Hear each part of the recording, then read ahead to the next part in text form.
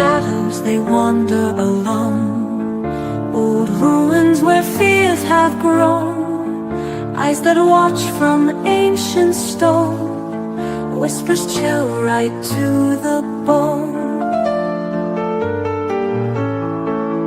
Gothic castles rise in the night, ghostly figures glide out of sight, wolf howling under pale moonlight. Darkness creeps and grabs too tight. You have fallen into the EuroCrypt. There is no escape from the EuroCrypt. Fog curling through cobblestone streets, footsteps echoing heartbeats. Vampires hunt their nightly feast, lurking monsters are released.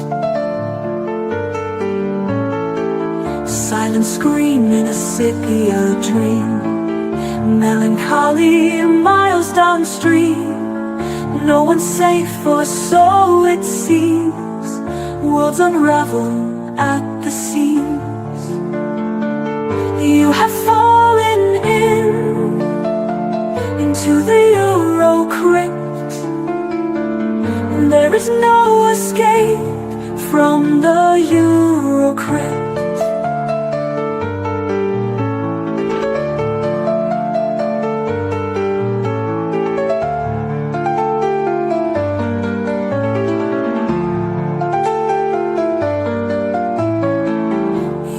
Fallen into the EuroCrypt. There is no escape from the EuroCrypt.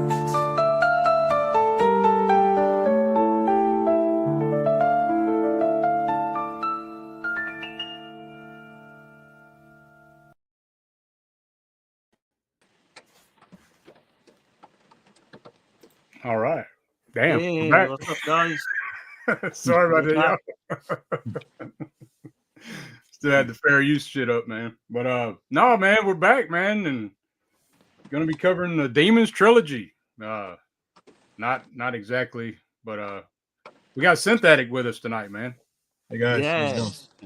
Glad to have you on, man. in my car in LA right after a show, so you can probably hear the rain, but That sounds straight to me, man. Yeah. But tonight we're gonna be covering Demons 1 and 2 and the unofficial third part, and I guess the church. Kind of Demons 3, but yeah, not. It was supposed to be, but you know, Lamberto Bava bailed on the project. So Yeah, it's a completely different film, different like style, different, everything. But Yeah.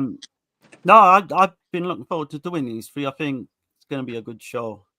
yeah, man, hell yeah.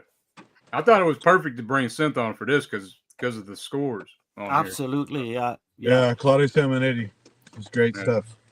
Yeah, and then you got that other guy from Goblin, the bass guitarist from Fabio Pignatelli. Yeah. Pignatelli. Yeah. That's him. Let's check the chat right quick and see what's going on. We got quite a few in here, man. We got like 36 people in here. Pretty cool. Nice, man. We got Sick Jim. What's going on? What's up? James Van Dusen. Hey, what's up, man? Synth in here. Tony T. What's happening? Hey. Black Peter. What's going on? Gotta have a bit of Black Peter. Yeah. Matthew Black. What's happening now? Hey, what's up, man?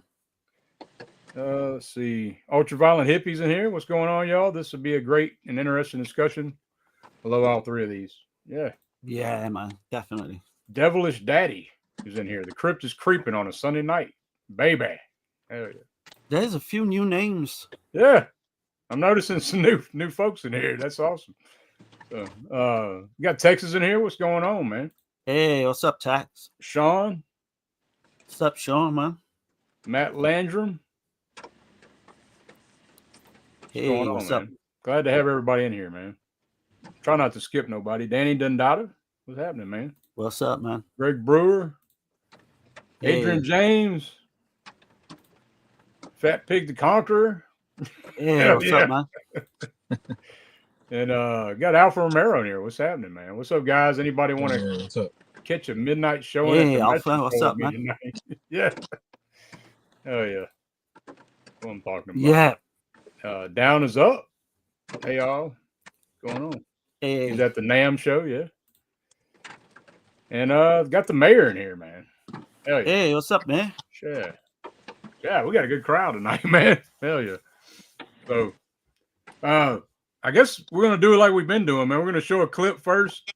I got a couple clips, but I'll show a clip first of Demons, and then we'll get into it after that. So, yeah, sounds good. So here we go.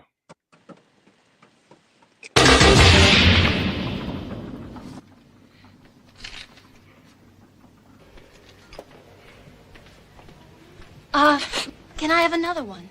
It's for a friend of mine. She's waiting for me. Are you dressed like this for the promotion of the film?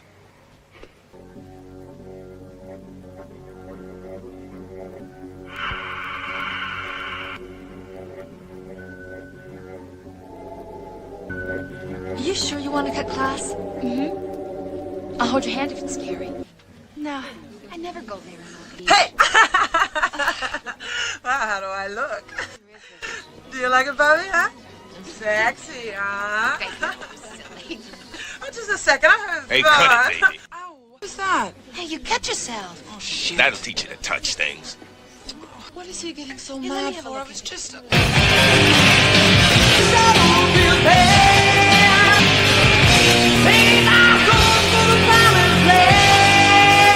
What's it say? They will make cemeteries, their cathedrals, and tomb your cities. According to an old legend, Nostradamus was buried here. Nostradamus. Sounds like a rap group to me. Come on. No, I can't do... Smoking is not allowed in here. Excuse us. Don't do that! How do I look? Whoever wears it becomes a demon. How do you know? It says here, whoever wears it becomes a demon and an instrument of evil. Now we know why you look so good in it. Thanks a lot, Tony.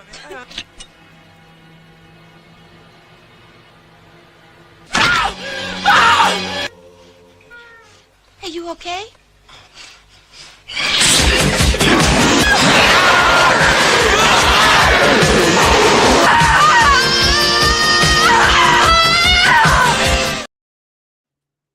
All right. I hate how I have to butcher the music and everything, but you know, the YouTube don't, they frown on shit like that. So, but yeah, man. I guess we'll crank it off, man. Like Lamberto Bava, man, as the director on this one. It was him and Saccheti's idea. They were trying to get funding from several different. I think it was Licino Martino, right? Yeah, it's at first I think they went the Fabrizio De Angelis brothers, but they wanted to. So where you've got like a film within a film, they wanted to include some of Lucio Fulci's earlier work, and like obviously for cheaper reasons. But then they kind of said no to that, and we got what we got, which I think worked out better anyway because they didn't want something like.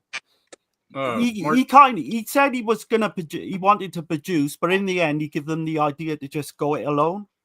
Yeah, he told them to do it themselves, and they couldn't get funding, and they brought it to Argento, and the rest was history. But of course, Argento was like, I don't know, man. He kind of like changed everything. His idea was gonna be a bunch of teens go underground, and they have to survive all these different movie sets, and these big set pieces. Yeah, they scrapped that idea. I imagine that would have cost too damn much money, instead of having all these different creatures and shit they had to survive, all these sets come to life and shit. But yeah, Lamberto Bava, man, if y'all don't know, son of Mario Bava, worked with his dad on Kill Baby Kill, Planet of the Vampires. He's assistant director on that in 1965. Lisa and the Devil, Shock, helped Argento in Inferno. Tenebrae as well. I think he Yeah. left halfway during Tenebrae, but yeah, and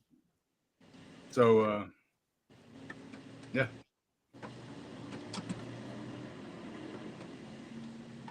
You there? You there? Yeah, yeah. Do Yeah. you want to go through some of the music? Yeah, we can. Okay. Claudio Simonetti, just superb. Absolutely. I don't think there's many, because I talk to Kenneth. There's a guy that sometimes comes in the chat and we talk online. Yeah. And I don't think he's done a bad like score for me. Simonetti, he always seems to deliver. Every single time I see his name on a film, I'm like, yeah, and I start rocking it. You know, this is no different. Yeah, he's got like 3 tracks on here, right?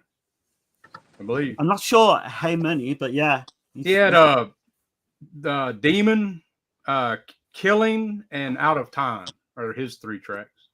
So. Right, and the one comes up in the theme towards the end, doesn't it, as well? But what I like about these as well, the same tracks, is the pop songs and the rock songs. Mm-hmm. This was more kind of metal based, you know, because you've got Saxon, you've got Motley Crue. It's more like his Demonia work. Yeah, this kind of hard stuff. Yeah, absolutely. Yeah. There's a band called Pretty Maids on the same track as well, which at the time I seen supporting Saxon. So that was kind of good for me to see them pop up. But yeah, Motley Crue, man, I Save Our Souls is such That's a great the one that sticks in my head the most. Yeah. Like, I don't know why that damn song sticks every time.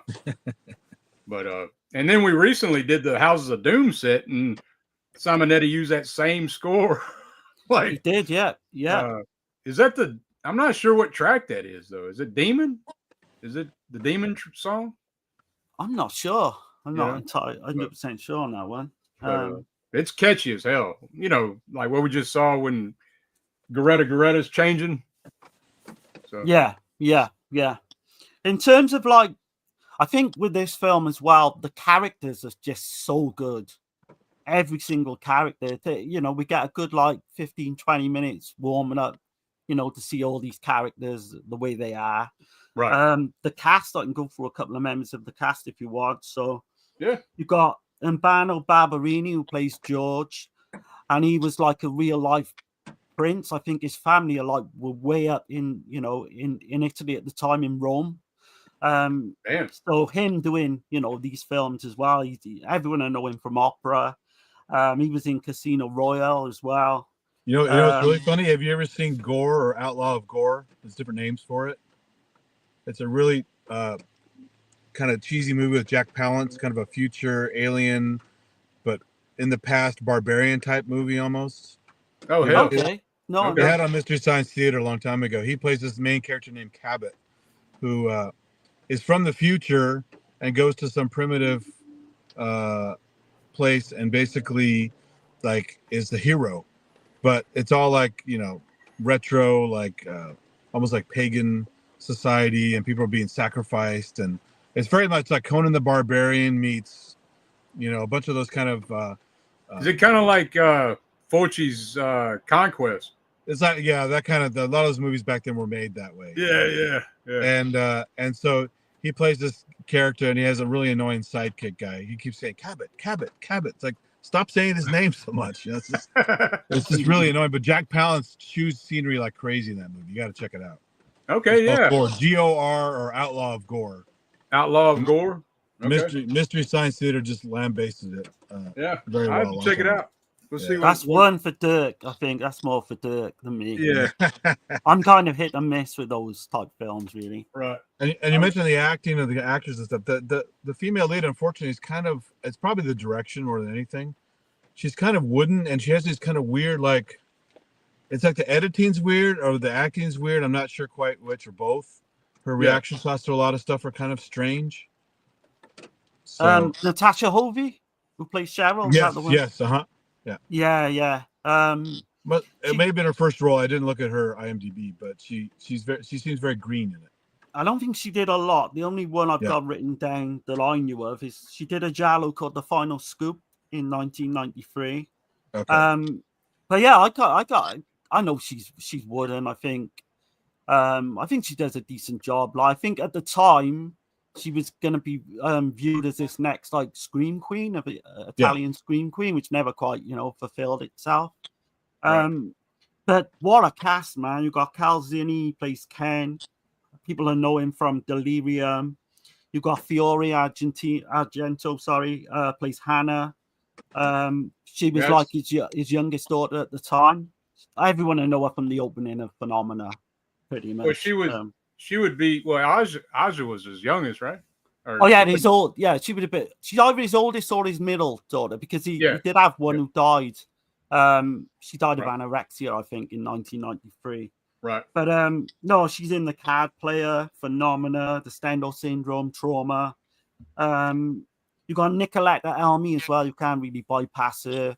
Everyone will know her as this red-headed young girl that was. And she's like the snotty bitch, kind of like in this role, right? The one with the coke, right? Yeah. No, this is the usher. No, the usher. Oh, the usher. Oh, okay. Where she's telling everybody, she's flashing her flashlight at everybody and shit. Oh, right. Okay. I mean, how did she become hot as well? Because no disrespect, like as a little girl, she wasn't the most attractive girl in the world, Right. But then she's just, I've seen her in this, and unmistakably it's her, but she just seemed to get hot. Yeah. I mean, there's an opening shot with her, like it pans right on her legs, right? And her on her, the one punk girl in the car with the coke, the whole scene with the cocaine and stuff like that. Yeah. And it's so funny because she looks like Bob from House by the Cemetery. And then later on, Bob's actually in the movie as an older kid. Yeah, she looks rough. She looks beat up. Oh, man, I thought she looked hot, man, that blonde. Oh, shit. No, she looks like Bob. I don't know, I got a thing for, like, punky girls back in the day. Yeah. She looked like she'd been wore out a little bit. Yeah, I mean, she's made up to look like that. But what a cat! Like I was saying with the cast, you could go on forever. You've got Bobby Rhodes, who plays Tony the Pimp. Oh, what a character, man! Probably one of the best characters ever. He's got morals, though, right? He just jumps into this. Yeah, I mean, he's gonna be the fucking leader and save everybody. Right? Yeah, he just completely takes it all on himself. So watching it this time, man, like, I mean, I know I had to have thought this before, but damn, like, like From Dusk Till Dawn, right? Yeah, the Rodriguez film. I mean, it's so much pulling from this fucking movie, man. It really is. Some similarities, I can see that a little bit. For sure. I was gonna ask both of you, like, so when did you first get to see this film? It's probably the mid 90s for me. Yeah. Okay. I saw it when it first hit video in '85, I guess. So. Okay. Probably a year or two before me then, because I remember I used to rent this all the time in '87, and I did one of the things where you put the two videos together and you copy it. Right. And then even then I fell in love with the film, but I knew there was something off about it, just the way the dubbing is. Yeah. But I just fell in love with it, and I got to a point where I think I just played it too much. Because at one point I didn't really want to go back to it. But now rediscovering it again, like a few years ago for another podcast, I got my love for it back again. It's such a great film. And something I found out though, man, so Argento pressed Lamberto Bava to come up with a title. Like he wanted him to come up with a title. Yeah.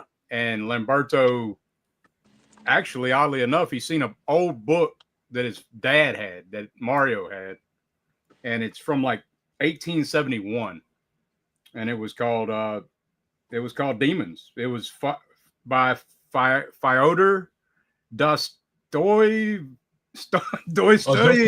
some shit. Yes, Dostoevsky. He's a real famous writer. Right. Okay. But yeah, I was like, holy shit, I didn't know that shit. But did you see with that? A strange story about that is, so Sacchetti was talking to Argento, and Argento took full fucking credit for naming that. He said, I'm going to call it Demons, until we found out later that Argento does that anyway. Then he takes credit for things that he shouldn't. But yeah, it's kind of a bit of a nod there to Mario Bava, because he kind of, had a little bit of him in this film, even if it's just the title, which is and the great. mask, you know. Yeah, sure. and of course the Black Sunday. Yeah, definitely a homage to that. Yeah. Right. Well, I mean, there are a bunch of nods in this movie. There's one that's a hybrid nod. It's the backburster is literally like an alien takeoff, and then like the full size human birth in the movie Extra. Yeah. Okay. Yeah. Okay. Yeah. Yeah. So I can see that.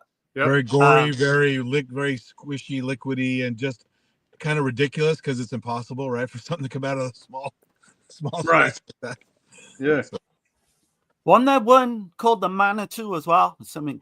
yeah, there's a happened. bunch of those kind of things growing inside of people and coming out kind of thing. Yeah, the Manitou. Yeah. So me and Uncle Bill and CK were talking. They were mentioning that not too long ago. That's Girdler, crazy Girdler film, I believe. Yeah. But in terms of the whole opening to this film is superb when they're on the train as well, and the music starts to kick in. Mm-hmm. That's just stuck with me as well because it was actually filmed in Germany, in Berlin. Yeah, a lot of the scenes, and that kind of gives it a different kind of feel as well because you think it's going to be Italy, until you see all these German signs and shit. You know, it's supposed to be east, but I believe it was what? No, I got it backwards. I think it's supposed to be East Berlin. Yeah. But shot in West Berlin. Yeah. And the Berlin Wall was still up during this time. So right, it would have been, yeah. But it feels like it feels like an Argento film to me as well. Definitely, man. He was like really on Lamberto, from what I understand. Like he was really involved. You know, so much it was kind of annoying. From what I understand, like from what I read about it, Lamberto wasn't too happy, you know, with either one of these. Like I think after Demons 2, he kind of parted ways. You know, he was supposed to do 3, and he was like, "Fuck this shit." It's fucking like Argento had like an iron fist kind of shit, you know. But Lamberto was coming off because he did A Blade in the Dark, like 2 years before, and even though they were fairly successful in Italy at the time, he wanted to have like a big smash hit on his hands, and this was his chance. And I think it's like fairly successful film. It's sold all over the world, played theatrically in most parts of the world. Definitely, the marketing was great on this one. Yeah. Did you see where Argento got arrested for heroin? No. Was that during the making of this? Is it? Yeah, he got arrested. He said that somebody sent him a gift, like a letter, and it had heroin in the letter, and he forgot to toss it, and he had it in his pocket. That's what he said. Man, that old trick. Yeah, I was going to say that's not going to hold up in a court of law. But he had to do 3 days in jail behind it, you know, and so. But it probably around about that time as well. I was reading in one of his books that he was hitting it really hard in terms of drink and like drugs and all that. Yeah. You can kind of see like he's going through women during this time too, man. And then like it just seems like this period he's a big old asshole from what I'm like understanding, like because Lamberto's pissed at him, and then we get later on with Michele Soavi. He's kind of annoyed with him and shit. And then there's 2 females that he kind of goes through, you know. But at the same time, he probably feels they owe him because they're using his name and his, you know, all that kind of stuff. So he's playing those cards, right? Right. Because, I mean, look, is Dario Argento presents, like, you know what I'm saying? Like, and, you know, I mean. Yeah. And then you've got to get the magnifying glass out for the director. Really, but the director's pissed off because his name can barely see it. Like so. But Simp is right though. You know, if it didn't have Argento's name, would it become as popular as it did? He's gonna use that as much as he can because a guy like that who had so much fame and success is probably pretty damn cocky, right? So, and this is his first. Yeah, this is his first feature production, I guess. Like for theatrical, you know, film, because he had what he did Beyond the Darkness, or not Beyond the Dark, Doors of Darkness, right? Is that what it's? The TV. Yeah, the TV series. Yeah, Doorway into Darkness. Doorway into Darkness. Yeah. He was coming off Phenomena as he was producing this one, which was a massive hit as well. Mm-hmm. So that, like you say, that helped in the selling of this film. And he's got Stivalletti as well in this one. Yeah, I was gonna say that Stivalletti is just amazing work. I mean, he's like basically the Italian Savini. So yeah. Oh God, absolutely. Yeah. I think at the time they were like comparing him to like Rick Baker and he's a very talented guy. Rob Bottin, yeah.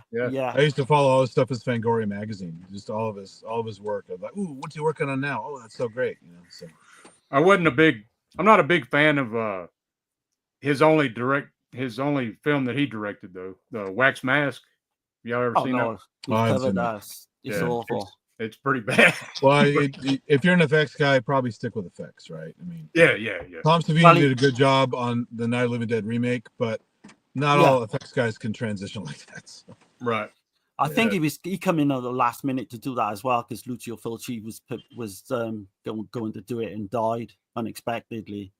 There's a rumor that Argento waited, right? I think you're the one who told me that, Darren. Yeah. Argento was waiting for Fulci to die so he didn't have to do it with Fulci. I don't know. Oh, wow. Yeah, that's kind of the word on the street at the time. I think Fulci's daughter, Antonella, actually come out with that one. So, it could well be true. And the way Argento is and was, nothing would surprise me. I don't guess I really need to give a synopsis on this one, right? I mean, I'm pretty sure everybody's seen Demons that's in here. I would say 95% of the people watching would have seen it. Right. I mean, I got another clip I can play for everybody if we can go through some of the scenes then and what have you, some of your thoughts. Oh, real quick before you do that, there's a great quote from Stivalletti. He said,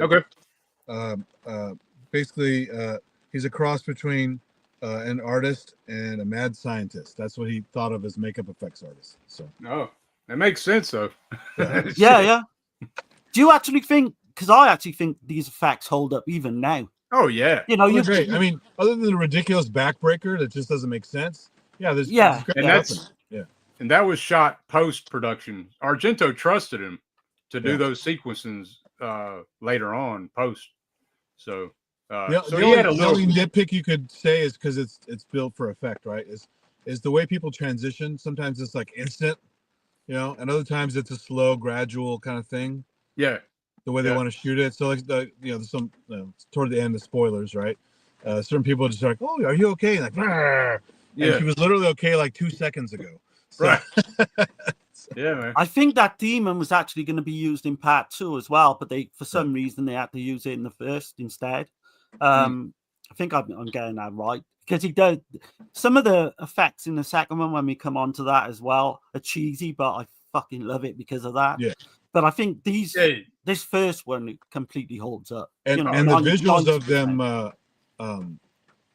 with the I might mix it up with number 2. Do they have the glowing eyes in this one as well? Or is that only they got up in both? In both, okay. Yeah. So they clearly got that from the Time Machine from George Powell with the Morlocks.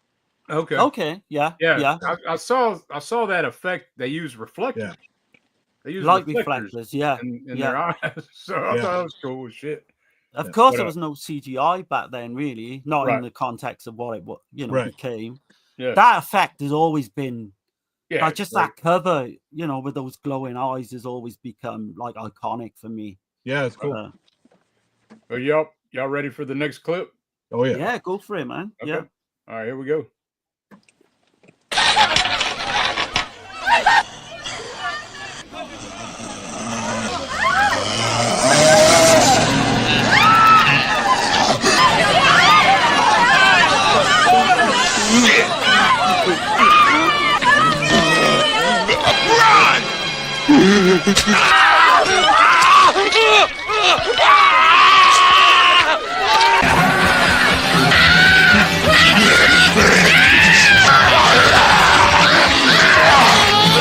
Believe me, we gotta stop the movie! Stop the movie! What are you waiting for? Stop the movie! Hannah! I lost my girl! Get out of the way!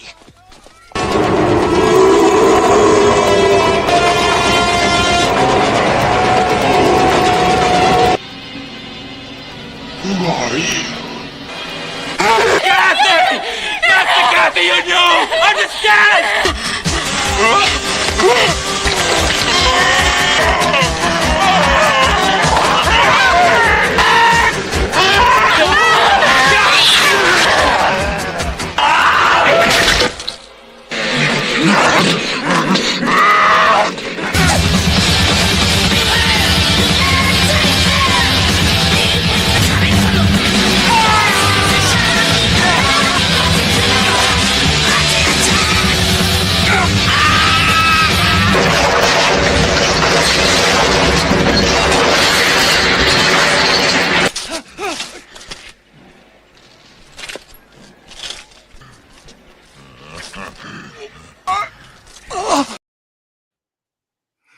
Man, no, like when they use the Accept song "Fast as a Shark," I remember because at the time I was heavily into metal, and when that come on, man, I just fucking. Do you think that scene is actually a nod to Dawn of the Dead though, with Tom Savini? I know he's got like a machete in Dawn of the Dead, but it's going around with a definitely, motorbike, Probably so. Motorcycle, yeah.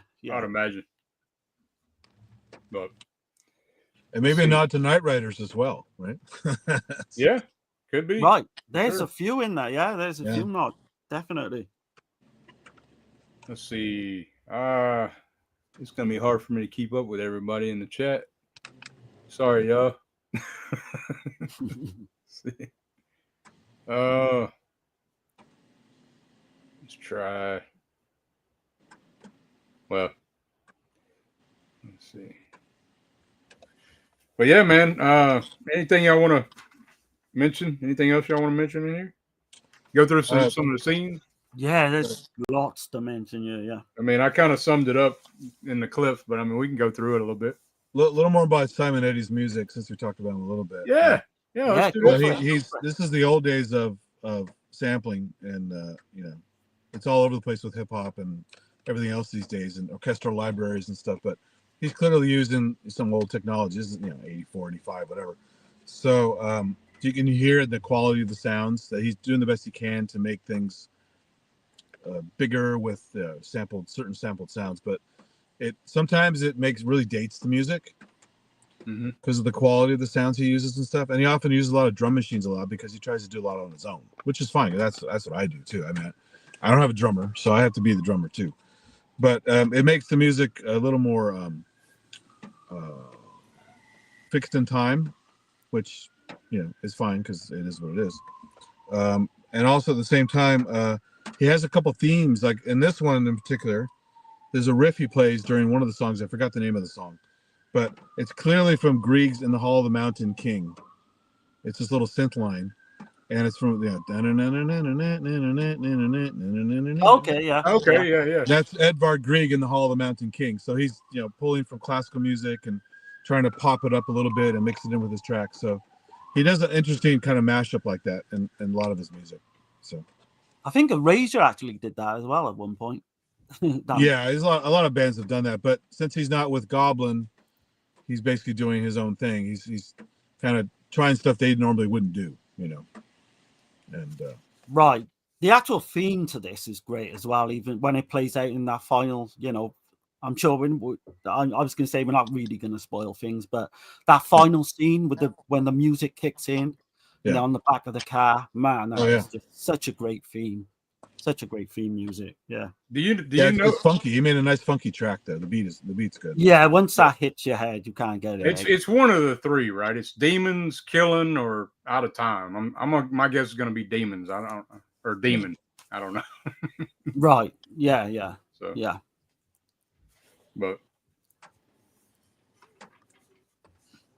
But like we was mentioning a bit about the characters as well. So you've got I love every character, so I'm just gonna go through a couple. You got the asshole guy who's like fucking just he's telling people to shut up in the theater. Oh yeah, he's gonna get it. Yeah. Oh Right god, yeah. You've got Garetta, who plays, one of the black prostitutes. She's brilliant. I always forget what's the black guy, the bald guy's name. I always forget him. He's great in all these movies. Bobby Rhodes. Bobby Rhodes. There you go. Yeah, he's hilarious. He's like a legend, I'd say. and he popped up for no reason again in the second one, which is great. As the gym guy, right? He's the gym. Yeah. And again, he tries to take over. He's the leader in that one too. So. Right. You've got the blind man as well with his. I think it's his daughter, and she's having some kind of sexual. Oh, that's hilarious! Yeah, that whole. Yeah. you know that Vincent Price was supposed to play that role. Right. Yeah. But they couldn't afford it because of the special effects, so they had to cut back on the cost. They couldn't afford Vincent. That'd have been fucking killer though. Go on. I think that character would have been more. There would have been more to that character for sure. They actually said that. So if they'd have got Vincent Price, they would have actually played that character. Would have had much more of a bigger storyline. Yeah. But I mean, I think it's fine for what it is. It's kind of, there's all this weird shit going on in the cinema when they're watching the Nostradamus film as well. Yeah, Nostradamus. Yeah. I love all that shit, man. And you've got to think of, there was a film called Closed Circuit in 1978 that was set in a theater. But what happened with this one was originally Lamberto Bava wanted to do like a 3-part anthology. So one of the stories was kind of, they're all in this cinema and they're getting kind of stalked by these monsters or what have you. And he sat down and he thought about the other 2 stories, which weren't very good in his opinion. So he decided he's going to go all in and make a feature out of this one. And that's kind of how it got going. I saw that Argento too brought in Fellini, right? He brought Fellini in to kind of tighten the story up. And Sachetian didn't get along with Fellini at all. Like every interview I've seen, he slagged him off. I don't know if he's kind of, because they're rivals, in the writing department, whether he had a thing against him or, but yeah, these Italian guys were fucking vicious, man, to each other in their interviews. They were, man. Fellini, we covered one of his not too long ago, Sweets from a Stranger. That's his only film that he directed. I like that one a lot. It's pretty damn good. Alpha says, I was hoping you were going to play the white wedding scene. I was afraid to play something that, like, I don't know. I thought maybe that might get flagged too quick if I think he's talking about the Coke scene, right? They get snorting Coke out of a Coca-Cola. I mean, that's right. I forgot about that guy. Yeah. When they turn up the punks like midway through, it fucking elevates a movie for me. Yeah, they're just just for no fucking reason, they just turn up in this car and taking drugs and shit. And it's the most inefficient way to do your Coke with just a straw and a can, and it's just right, yeah. Stuff going everywhere, and just And the guy driving's like, he's been in a ton of shit with Fulci. Lino Salim, he's kind of a fucking Rocky lookalike. He's like a low rent alone, He's kind of like a Neanderthal kind of. He's perfect for the role. He turns up unexpectedly in the second one as well. He was in Delirium. He played the detective in Delirium too. Yeah. So but in terms of some of the scenes, we could go on to some of the scenes in this one. So what's your favorite scene, both for you, for this? Or am I putting you on the spot a little bit? I think my favorite scene is I don't know, I just like that look where the other prostitute, not Goretta, but where she's transforming, and then just that look when she's like crouched like that, and you can see all that red, I don't know, and her red eyes and shit. I don't know. I love that fucking scene when she grabs on that dude's fucking neck and starts ripping and shit. I mean, the transformations is like they're not as good as say American Werewolf in London, but they're not far away. They're in the. But they're also, like I was saying before, they're also totally different timing. They kind of make up how they happen, how fast they happen, how much progression they have. It's just set up scene for scene. They kind of break their own rules. You know what I mean? Mm-hmm. Yeah, and it works because it's a quirky movie, but most like Rick Baker would never do that. You'd want to stay more consistent, right? The scenes, just so people kind of go, wait a minute, why did it take 5 minutes to change here and took 2 seconds over here? There's no rhyme or reason, and I mean, like I think Troy Howard put it, like 99% of this film is just service level action horror fun. Yeah. And there is one little take toward the end of the film, though. Like, speaking on Germany, I guess you'd say East and West Berlin, because they're heading west at the end of the film. I mean, a lot of people might not catch that, but right, okay. But yeah, I thought that was... and so I thought the thing with the film screen was interesting because clearly Scream ripped that off years later, right? Yeah, absolutely, yeah, definitely. It's like, is it happening in the movie? Is it happening in the theater? What the hell's going on? I was like, she just breaks to the thing, and that's a cool scene. Closed Circuit, like I just mentioned as well, did something like that, didn't it, Dirk? Yeah, Closed Circuit is in '78. A lot of people aren't going to know about that one, but it's an Italian film. Severin put it out not too long ago, and then we covered another one that's similar called Anguish. I don't know what year that came. I think it came out after this though. That was '87. So you've got The Killer Reserve 9 Seats that come out in 1974, and that's set in a theater, not a movie theater, but it's kind of got the same kind of things happen where they get locked in by supernatural. And you've got, of course, Midnight Matinee, which came out a few years ago, which is superb, like an Argentinian kind of. Are you talking about the last matinee? Yeah, The Last Matinee. Sorry, it's called The Last Screening as well, I think. If y'all get a chance, check out The Last Matinee. Y'all fucking love it. If you love demons, I guarantee you'll love that. That come out, 2018? Yeah. Maybe a little bit late, maybe 2020. I'm thinking right, but yeah. Okay. It's superb. It's a really funny scene because it makes zero sense. The helicopter scene.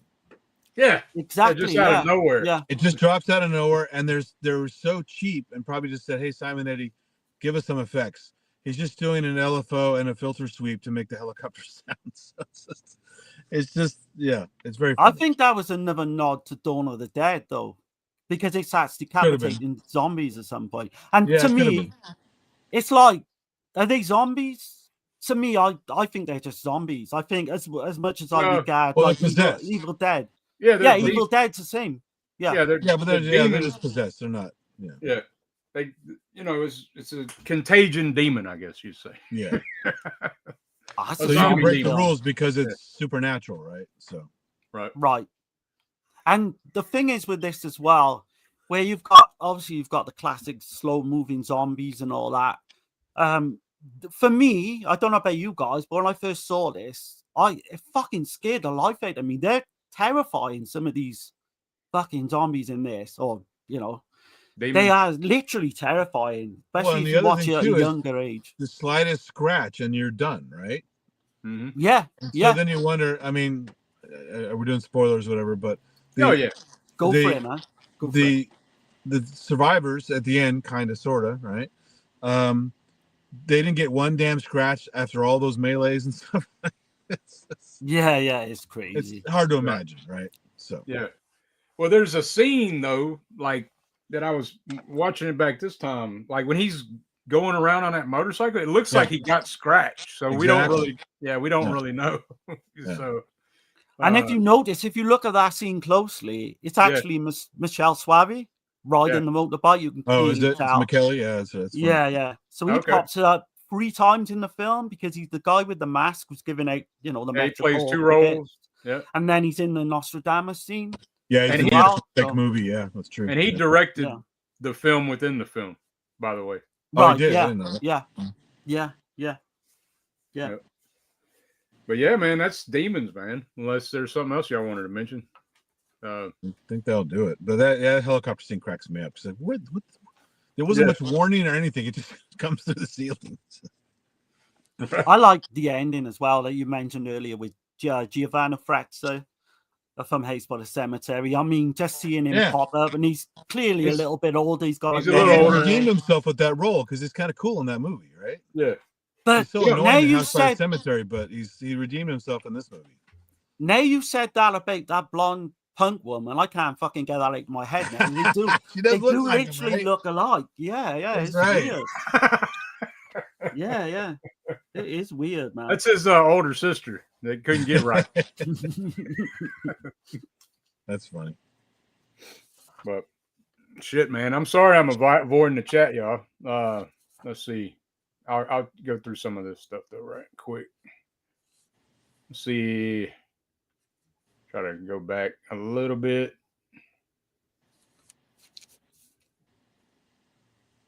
Let's see. Ultraviolet says, right, he's a much better director than he is an actor, even though he played a few memorable roles. Talking about Soavi. Soavi, yeah. He generally plays bit parts, doesn't he?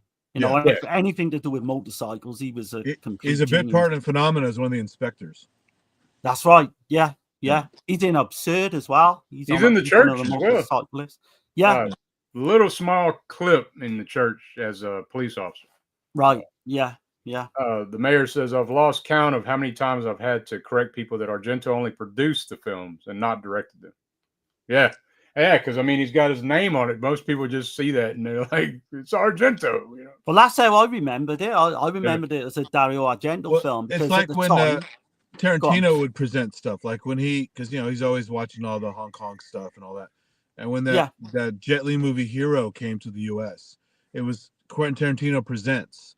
And it was a movie that was already like 2 years old. So hopefully people didn't think Quentin Tarantino made that movie. Right. Yeah. Absolutely, yeah. Adrian James says, yeah, heavy metal and horror. Definitely, man. Definitely. Love it, man. Like opera is my favorite fucking film, monster, bar none. I really like both the soundtrack and Simonetti's score to Demons. Yeah. I mean, it's just a great soundtrack, man. Let's see. Did you see that Cauldron is now releasing the film separately from the Box of Doom? I didn't see that, but that don't surprise me actually. Yeah. Right. Because that's way out of print now, that box. Yeah. Let's see. Nicholas C. Day. I love these crazy ass movies. I forgot how friggin' great the soundtrack is to Demons 2. The 4K set from Synapse is great. Been forever since I saw The Church, though. Probably since VHS. Okay. Yeah. Oh, man, you'll have to go back and watch The Church for sure. Let's see. We got Ultraviolet says, I think that the punk girl looks like a patrol doll when she's smiling while getting down to some Go West with a bunch of cokeheads in a car. I think I'm in the minority there. Yeah, dude. She looks toe up. And the Go West song was kind of weirdly placed. Yeah, I love that. Like fucking just because it comes from nowhere. Like Go West doesn't really fit the set. And that whole shit with when the coat gets all over her chest and that dude with the razor blade and shit. Yeah. And he's just like rubbing her nipple and he cuts her tit and shit. Like I think when they're like attacking and they get into the movie theater itself, she just completely stops everything to put lipstick on and kind of do herself up in the mirror. Yeah, it's just crazy. Like that just comes from nowhere. There's no rhyme or reason to it. But yeah, man. I'm trying to read a few of these, but I guess we'll carry on, man. I was gonna ask Simph. Go ahead. Have you heard of a 1983 single called Rocket? I think by Hancock. Herbie Hancock, yeah, that's huge. That was pretty much inspired Simonetti for the score of this film. It does sound like Herbie Hancock, yeah, for sure. Herbie Hancock normally does like jazz and other kinds of stuff like that, but that album that Rocket came from was pretty cool. If you wanted to see something really crazy, watch the music video for it, because they had robots doing crazy dances, like half torso robots and other stuff, dancing to the beat. And there's a lot of scratching in there, so that was when scratching was getting popular in the mainstream. Yeah, I'll have to listen to that. I'll definitely. Yeah, it's a great track. It's really fun. Yeah. Anything else you want to mention there? You want to go on to Demons 2 or? Yeah, we could. I just briefly mention. Obviously, you've got Argento, like Four Flies in Grey Velvet. It's kind of the poster in the background. Yeah. And the blind man is kind of. This is the last thing I'll say is. So you've got the butler who dies in Inferno. So it's a bit similar to the way the blind man gets his eyes gouged out in this one. So I had this Argento stamp all over this. But yeah, that's all I got for this one. We could go on to the second one for sure. I just wanted to show this off as well. So I got the Arrow limited edition, Right. like the two of them. I keep the J card on there. I know it's annoying. Right. I've got pretty much every release. This is like the Steelbook, the comic book version as well. Yeah. It's like, yeah, it's insane how much I love these films. Yeah, this is the only one I got. Is the Synapse Blue. I didn't get the 4K. I got the Blu-ray of Demons 1 and 2. And that's the same as the Arrow one, I think, the same print and everything. So right. Yeah. So it's... Also, Simon Boswell did some good stuff on this. He often has a lot of cool stuff in these quirky movies. So he's another one. Every time I see his name come up, I know it's going to be good. Yeah. Yeah. He did the Hardware soundtrack. Okay. Hardware? Yeah. You ever see Hardware? Yeah. Oh, yeah. I know about it. It's a quirky, really quirky movie. I've seen some clips. It looks crazy as shit. It's like sci-fi horror, more sci-fi, but some. Is that Richard Stanley? Yeah. Richard Stanley directed. Yeah. Okay. Well, man, I guess we'll get into Demons 2 unless there's anything else y'all wanted to mention on Demoni. I'm good. I don't know if Sim got anything else. No, that's cool. Yeah, it's good. Okay. Well, cool. All right, we'll get into Demons 2, man. And like I do, I'm going to kick it off with a clip. I got to read Jackson Jack's comment, though. He says, is there any good anal in these movies? Only with the Bob-looking character. Yeah. Right. We got Steve Mayers in here. What's going on, man? Hey, what's up, man? Greg Brewer. I'm just trying not to miss it, everybody. Robot House. Cheers from Knoxville. Hell yeah, man. Hey. All right. Yeah. All right, here we go. Demons 2. Ingrid, aren't you going to eat, darling? I'm not hungry. Let's change channels. My God, what is it? A demon. That is a demon. We found a demon. You realize what that means? We're probably the only people alive who've seen one.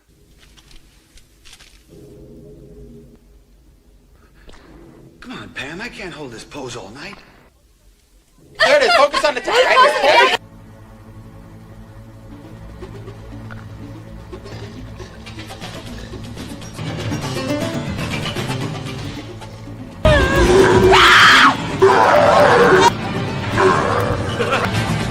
Hey, that's crazy.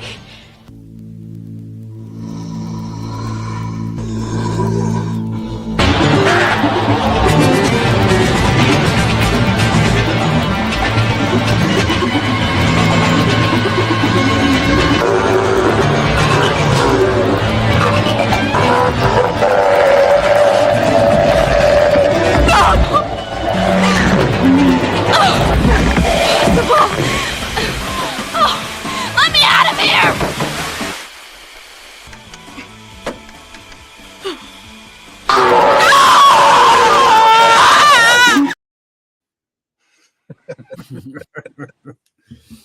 I know we can rate them all at the end if you want it, because I know we didn't do the rating for that one. Yeah, that's cool. We can do it at the end. Yeah. That TV scene straight out of Videodrome. Oh yeah, it is. Yeah, absolutely. Yeah. I would also say Cronenberg shivers for the apartment building. The claustrophobia and Cronenberg vibes big time on this one. But for some reason, Lamberto took a different direction. I don't know why he didn't continue that story like from part one. You know, this is essentially like a remake of part one in a way. If you think about it. Yeah. But as much as I think Demons is by far the best film we're going to talk about tonight, this is my favorite. The second one. It's your favorite? Yeah. Really? I mean, if you're generally saying which is the best film, it's obviously Demons. Yeah. If you're generally talking about which one you're going to throw on, or I'm going to throw on whenever that I'm in the mood for a Demons film, it's this one. I mean, I love everything about it. For me, though, like if I watch Demons 1, I got to watch Demons 2 right after. I just do for whatever Yeah, reason. yeah. I don't know why, but I mean, they flow so quickly as well. Like 3 hours gone in no time, you know. Yeah. But no, I don't know why he didn't continue that storyline though. I know the post-apocalyptic storyline where like the whole world's fucked, you know, and I think that would have been cool. But something else I got to mention. So, do you think like the point of the first film and this one as well, like censorship big time, right? So the absurdity of them, you know, people telling you that what you're watching or what you're listening to can be harmful to you. So it just becomes real, like the absurdity of that. So like kind of how I looked at the first Demons is why. But yeah, I think what he had in mind was the first Demons was going to cover films, like demons in films. The second one was going to cover demons in TV, television, and then they were going to make one that was going to be like kind of like writing on demons. In it never come to fruition, obviously. Right. Yeah, but that was the actual plan. This one is kind of, but it's I a think lot it's more a big middle than finger to censorship. Both They of could them. have done Demons of Music with the backmasking on the records and stuff. Oh god, yeah. This is a lot hokier than the first one. The effects are not as not as gruesome. I don't think it's more done more tongue in cheek. I would say It's cheaper too, though. You can tell. Like there's not as much. They didn't have as much money in this one. So I don't think that was the case, Dirk. I think I read that they had more money for this one. really, Yeah. It looks cheaper as shit. You can see like the strings on the damn the hobgoblin looking damn thing. Yeah. Oh man, I fucking love that scene. Like the gremlin. Yeah. But he had another script as well. Because Lamberto Bava was going to do a film about trolls, I think, or gnomes, I should say. Right. And then that never came about either. So he kind of included that scene in this, which I love. But I don't know if you want to mention again, Dirk, any of the kind of producers or I'll give a synopsis on this one. Okay. I didn't know on the first one. A lot of people, I don't know if everybody's seen Demons too, but so Sally is having a birthday party, but is being quite rude to her guests as she isolates and watches TV along with several others in this multi-story building.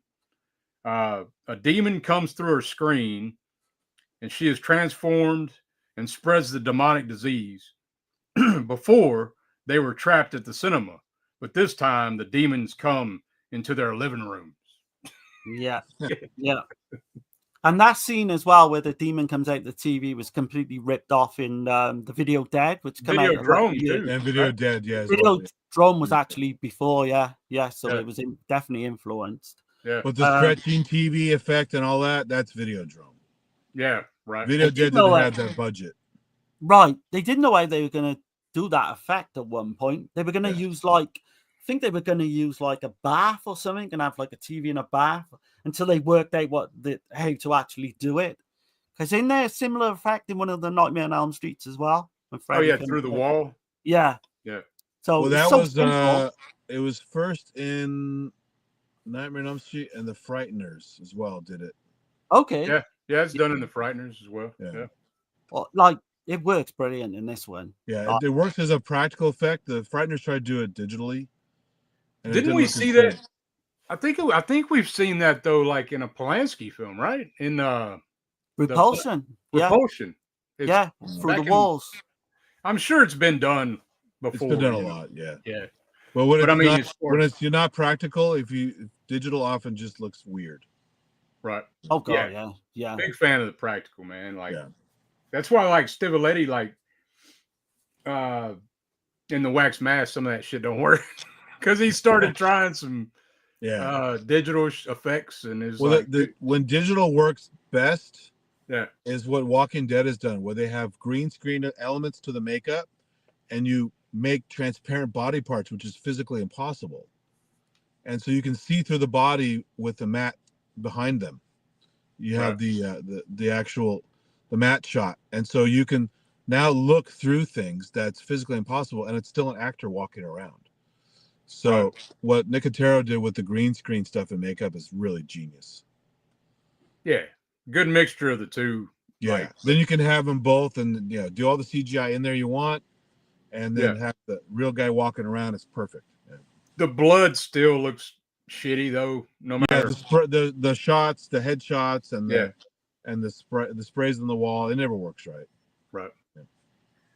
Yeah. But yeah. So the producer on this one was of course, it's Argento, man.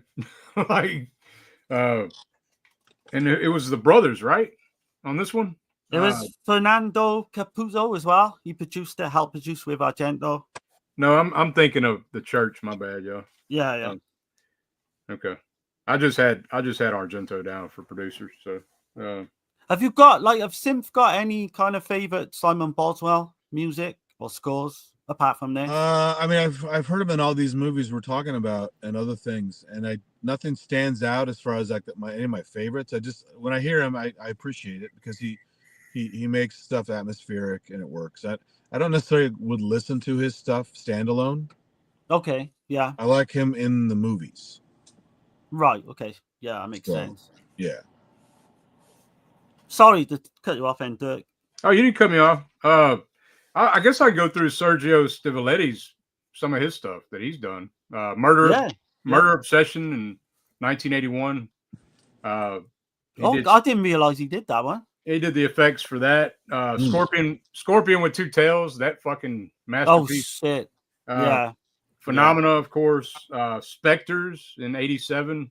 Right. Spider Labyrinth is one I highly recommend if you haven't seen it. I love that film. Yeah, we covered that. It's a weird ass giallo, but it's not just a giallo. It's kind of like in the same vein of Demons in a way, you know. Yeah.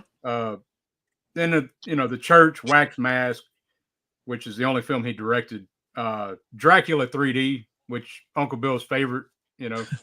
And then he did Dark Glasses for Argento in 22. So, and there's a little bit of CGI in that one there, I think, in maybe one scene. If it was, I couldn't tell. Like, it wasn't. I'm sure if when the guy's getting attacked by the dog, I might be wrong. Maybe like that. It didn't bother me if it was. Oh no, most of it was practical. I know that. Yeah. Right. I got the cast, but you're covering the cast. I could go through the cast if you want. Yeah. Okay. So you've got David Edwin Knight. He plays George. He's literally an unknown. He'd only ever done 2 films. He plays that nerdy guy. He's like he's learning maths, and then he turns into this fucking badass who can like. He turns into like They got him looking like Bruce Campbell, right? In Evil Dead. But hold on, he wasn't even a good nerd. He was cheating when she was asking him to list off the equations. He's cheating. He's not even a good nerd. Right? Yeah. And I mean, you can tell he's there just for the women, for the eye candy. Yeah. Completely. You've got Nancy Briley. She plays Hannah. She was in, you might know her from Body Count, Deodato's film in 86. The one lady I love, Carolina Cataldi Tazzoni. I'm trying to say that right. She plays Sally. Say that 3 times real fast. No, no. But she was a native New York actress, which not many people would know she was born in America, because I didn't for a long time. Yeah, man. I've always assumed she was Italian. Yeah. Character's extremely annoying. Oh, I love her character in this. She was actually born into a big family of opera singers. Yeah, because she moved fairly early. I think she was like 3 or 4 years of age when she moved to Italy. Wow. But she returned to America a bit later on. She dated Dario Argento at one point.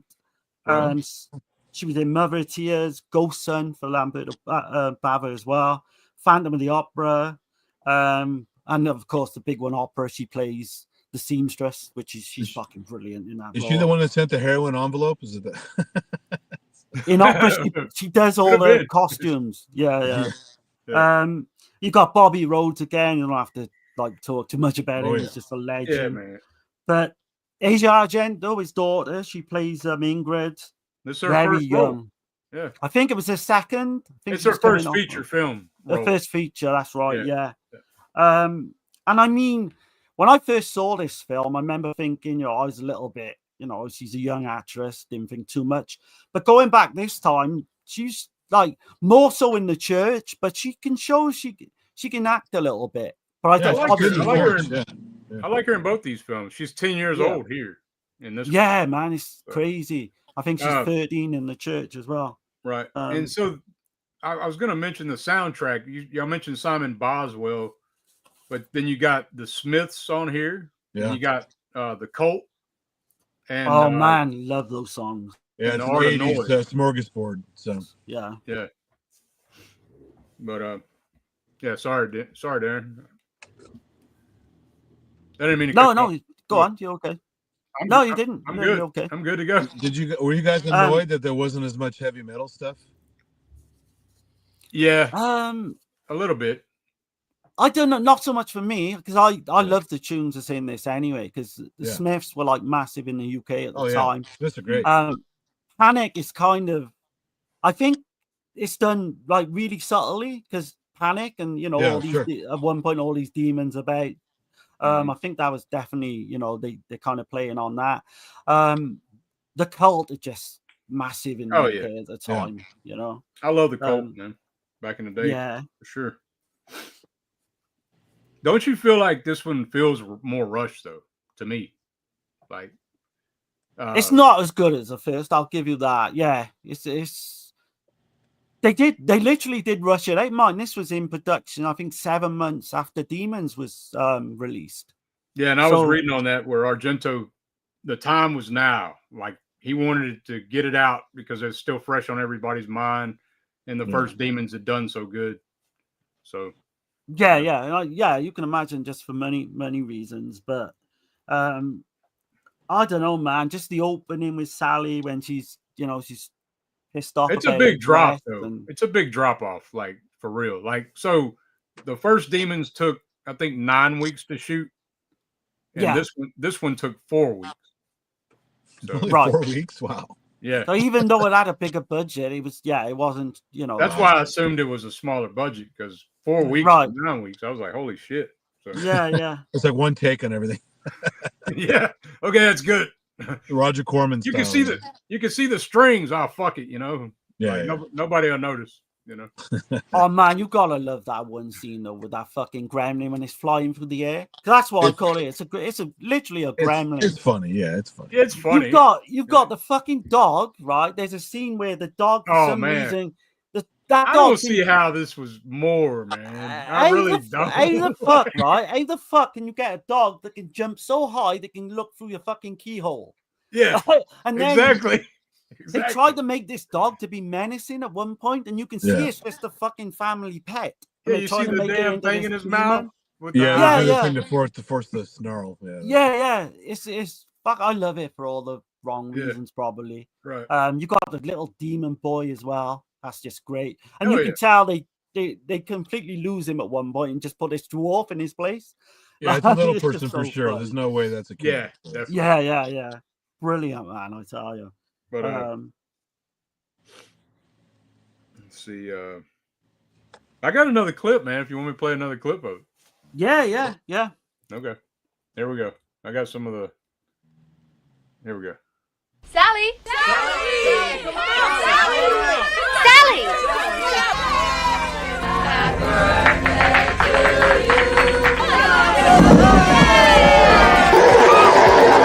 No!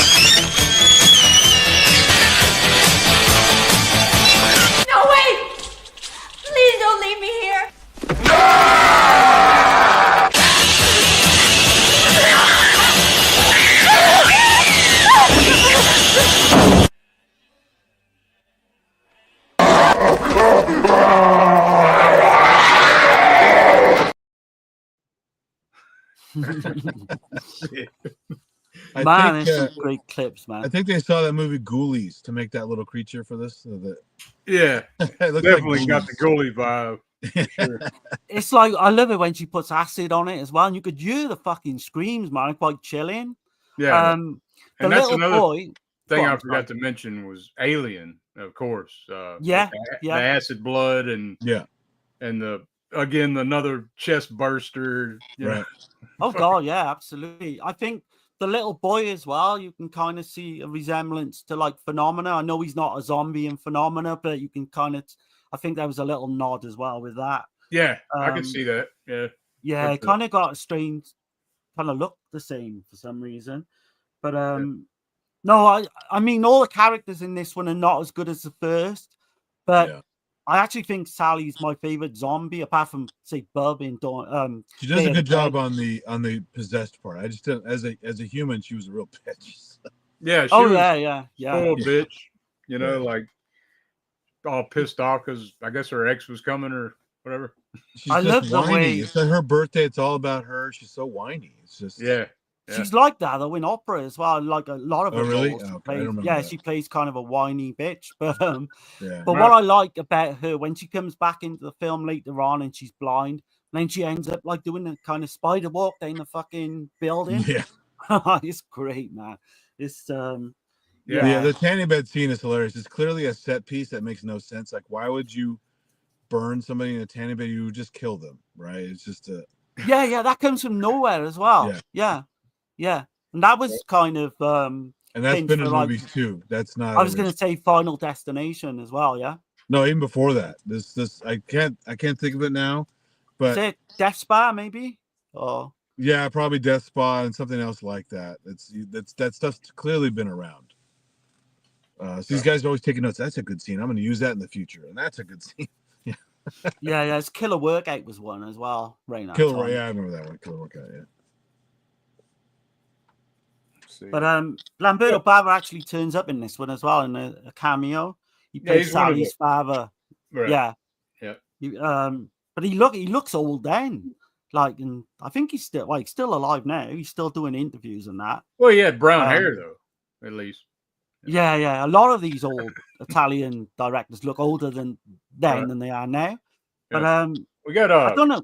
Go on. We got acres of movies in here. What's going on? Hey, what's up, man? Josh Boyd. I say man, but it's a woman.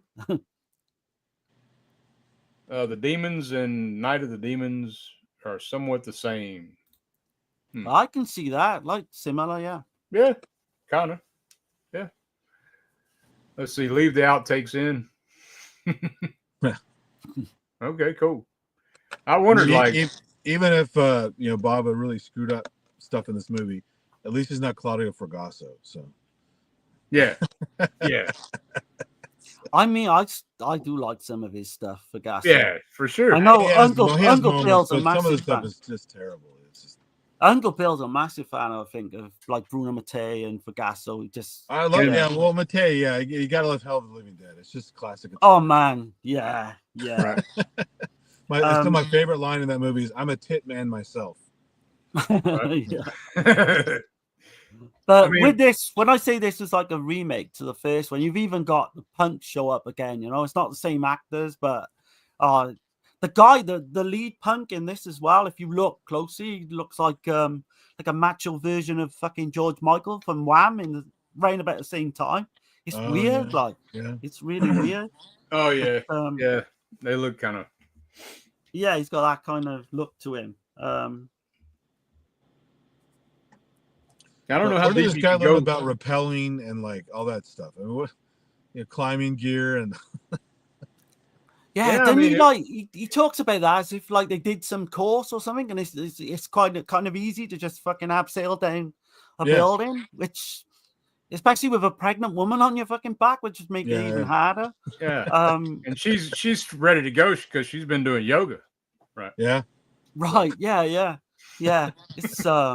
It's a crazy fucking film, I will say that. Right. Let's see. Ultraviolent says, I prefer to watch Demons 2 in Italian. The dubbing on the child actor takes me out of the movie. Okay. I've never tried it in Italian. I'd have to try that. a lot of the dub kids in these movies are really terrible. Yeah, like Bob, right? Yeah, it's Or probably a or the 40-year-old woman that smokes. Or the Kill in Hell of Living Dead. We were just talking about Hell of Living Dead. The little kid that turns into a zombie and eats the dad. That kid, that voice is awful. Just they always are like in these. Yeah.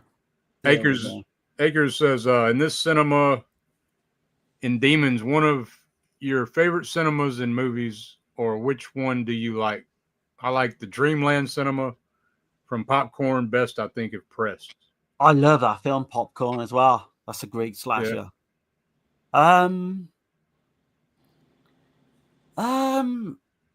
probably say the Killer Reserve 9 seats, even though but that's not a cinema. That's more of a theater. I gotta say Closed Circuit if we're going that route. Like I think so. I'll say Midnight. What was it? Midnight Matinee. What was it called again? Last Matinee. The Last Matinee. Yeah. I would probably say that one then. Yeah. Oh shit. Okay. If you could make a marble tile mural of any scene in these two movies, what would you choose? Think. It'd have to be the glowing eyes scene for me when they're literally in slow motion the way they filmed that. It was clearly done better in the first movie though. Yeah. Yeah. So I'd say the mask, I think, is iconic as shit. Would have to be cool one. Mask. Yeah. Definitely. Maybe that on the bike, where it shows the bike in the Metropole. Yeah. With the mask on there and is holding a sword and everything. It's kind of like a foreshadowing what's to come. No. But. Right. Yeah. In terms of I know we're probably not doing spoilers or what have you, but the demise of that little gremlin creature as well when George comes back and he fucking uses the umbrella. Yeah. Man, that's so funny. It's just so funny. And you can hear it screaming and shit. They weren't afraid of changing the tone of this one. It's a totally different tone. Yeah. It is, yeah. And of course you've got Hank as well, and he's a gym instructor, but he's fucking Tony the Pimp in the first one. Yeah. You've got the car park scene as well where Asia Argento's, his father locks her in the car, and then he becomes this he must be about 50, and he becomes this badass and he starts fucking fighting. Yeah. He does come to his demise, but it's so funny. Like for a minute or two, that's an odd scene too, because then Sally, like all the demons are there, and and then Sally looks like she's sad or some shit about our Ingrid, right? And then they all fucking leave. I don't know what that shit's about. I don't think fucking that was weird. Tell you, to be honest. Well, plus the end of the scene with the fire, they're doing all those tumbling over it, like that old gymnastics. Demons. Yeah, that was weird as well. Yeah, and then the cars start crashing randomly all over the place. Yeah, the scene's completely nuts. It's insane, that parking garage scene. It looks way fucking cheaper to me, Darren. You sure this shit had more money? No, I'm sure this costs more. Yeah. Well, I guess Argento had a habit going on or something. Had to feed his habit or something. Definitely doesn't come through on screen. I know that, right. The money. Yeah. But yeah. Well, man, I don't know how deeper y'all want to go with Demons 2. I mean, we pretty much took it right to the end as well. Yeah. I do love the actual when they find themselves in that TV studio as well, next to the actual theater, and you've got Sally's blind. I think that's done really well. Yeah. And then obviously the abseiling is just great, superb. Right. But the ending though, do you find I was a bit surprised the way it ends abruptly. They kind of make it out, and then they I think they kiss, and it just completely stops. And it don't end like the cult plays out the credits then with Rain, which I love, by the way. It's just going to be a nice happy day after, I presume they were just planning on the third one there and then, probably. But right. Yeah. Well, a lot of these movies end like that, just abrupt and. It is a weird ending, I will say. The first one is great, superb, the ending. But yeah, it did Yeah, if I had to like criticize a few things about it, it would be that for sure. Let's see. Scratch Burno says, "What's cracking? We doing some coke off titties?" Yeah, we was. I like how he says, "Get all that coke cleaned up." So it's on the dirty carpet, and then they're supposed to snort it after that. I mean, who does that? Right. He's like every last gram. He's fucking great as well, man. But you notice in that, what's weird about that scene as well, at first he's got this can of Coke and it's clearly a can of Coke. Yeah. But then when you see it later on, there's all tape around it where the advertising, I guess they didn't want to show too much. Right. I don't remember that. That's but yeah, I'm surprised Coca-Cola didn't get on their ass. Yeah. Well, technically they can't completely because you know it did originally have cocaine in it. Right. Yeah, right. That's true. Yeah. That's why it's called Coca-Cola. Right. Yeah. Yeah. It was a medicinal drink before cocaine was outlawed. So. Right. Yeah. Dirk, I just want to say, like, so I got in my notes now. The budget this time was higher, and the script took several months to perfect. Sergio Stivoletti took part in the sessions to write it in order to like gain a better perspective of his effects. So yeah, it was literally made for more money, which is. I just don't see it. I don't see it. Maybe they just didn't work and they shelved them. Yeah, they spent the money, but they just didn't use them. I think some of that shit was pocketed. Had to be. Oh yeah, or it's for the heroin. Yeah, it was it had to be pocketed, man. Because I don't see nowhere near the same shit. I mean, do you like? No, it's a lot cheesier. Like I say, it's not. Yeah. I think and because it's just using an existing building, it's really cheap to shoot, right? Yeah. I mean, the effects don't look as good either. Obviously, like Dirk said earlier. So I mean, I don't know. The shit with Sally does, like the bleeding and all that. The transformation, even though it's not long, it does look good. Yeah, I will say that. But to me, I think Demons looks way better. Like, I don't know. But no, I can see that.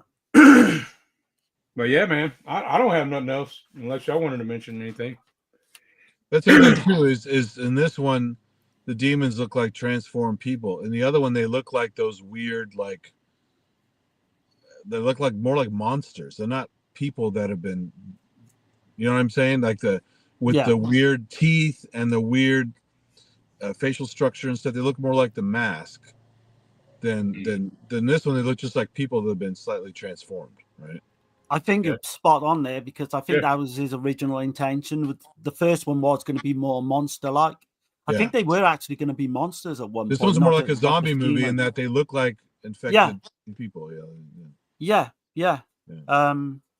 But we'll definitely come into rating all three at the end, I guess. I don't think it's going to be a surprise how we do these, but no, I don't think so. But I guess we can get into the church, man, or La Chiesa. I guess that's how you say it. Yeah, go for it, man. Demons 3. Well, unofficially, Demons 3. Right. I mean, if you go into this one as well, thinking of the first two Demons, you're going to be way fucking. It's a completely disappointed tone, and we'll get into it with Soavi. We will, yeah, we will.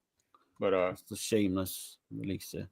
Yeah, and I got the Blue Underground DVD. I don't have That's the what? Oh, no, I think I've got that as well in a box somewhere. Yeah, I don't have the new nice spiffy Severin.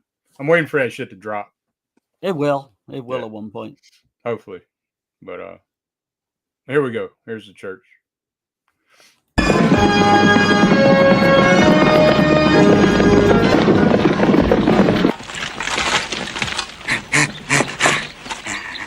This way. This way! Follow me! She's the one!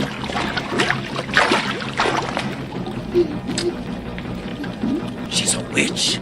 Don't let her speak to you. Don't let her touch you. She's one of them in league with Satan. On the soles of their feet, they tread on all that is holy. Questions?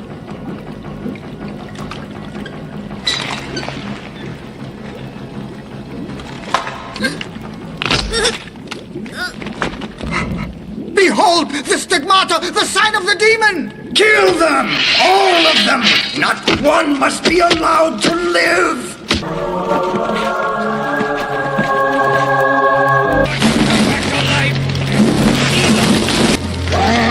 What must we do now? The men are frightened. Bless this site and build a church on it. A holy shrine to imprison the demon in this pit forever.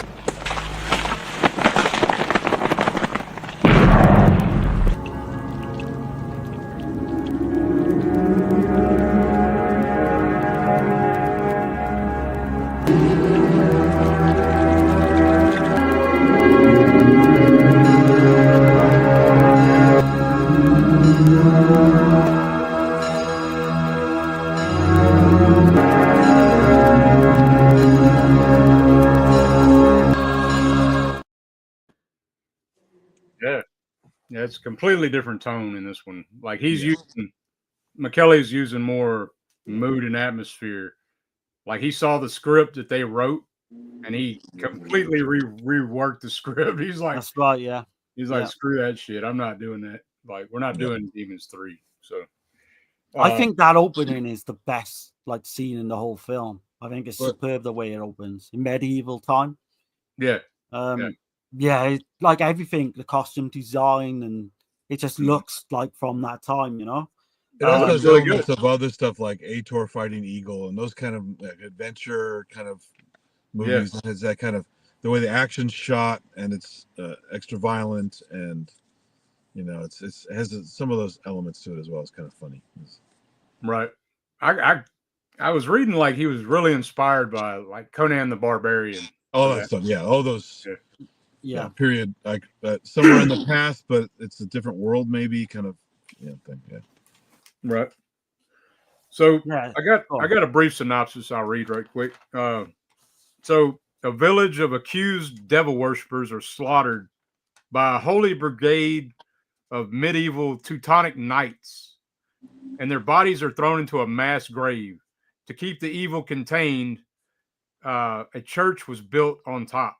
Centuries later, a new librarian, Evan, learns of the stone with 7 eyes from a parchment, and restoration artist Lisa, parchment that a restoration artist Lisa found. Ignoring the bishop's warning, Evan goes down into the catacombs and unleashes the imprisoned evil. So this has got. Sorry, I was going to say this has got another great cast for me as well. But in terms of the music, so Keith Emerson actually sent a 12-track, I think it was, same track demo to Argento, and he completely fucking shit all over it. He did. And they ended up using 3 tracks, I think, in the end. But then, like you say, I think we said, I don't know if we were talking before the stream, but the guy from Goblin, Fabio Pignatelli, he came in and then he did a lot of it, as well as Philip Glass. So yeah, sorry if you had that written down, Dirk. No, it's good. I had it, but I do want to mention there's a scene in the film, and like the first time I seen this, I was like, holy shit. There's an artist, Boris Vallejo, like when I was a kid. Oh yeah, I loved all that shit. I remember these trading cards back in the 90s, I guess, the early 90s. And I had a bunch of the cards and a friend of mine. Anyway, I'm going to show something that inspired Michele Soavi for one clip in the scene in the movie. But I'm just going to show that right quick. It's right here. It's called The Vampire's Kiss. So great fucking painting, man. Oh, yeah. Fucking iconic. But hopefully. Look at the detail in that, man. Yeah. Vallejo is incredible. Yeah, Boris Vallejo, man. He's a badass. If you don't know about him, I'd say check his stuff out. But anyway, yeah. He did the Conan the Barbarian poster. He did a lot of fantasy. Yeah, a lot of fantasy art. Yeah. And horror looking shit. Fantasy and horror type shit. It's really killer. Yeah. But I think Frank Frazetta is another one. Real famous fantasy artist. Right. That sounds familiar too, yeah. Yeah. That almost reminds me of something like Possession as well. The kind of add to that film. Yeah, I can see that.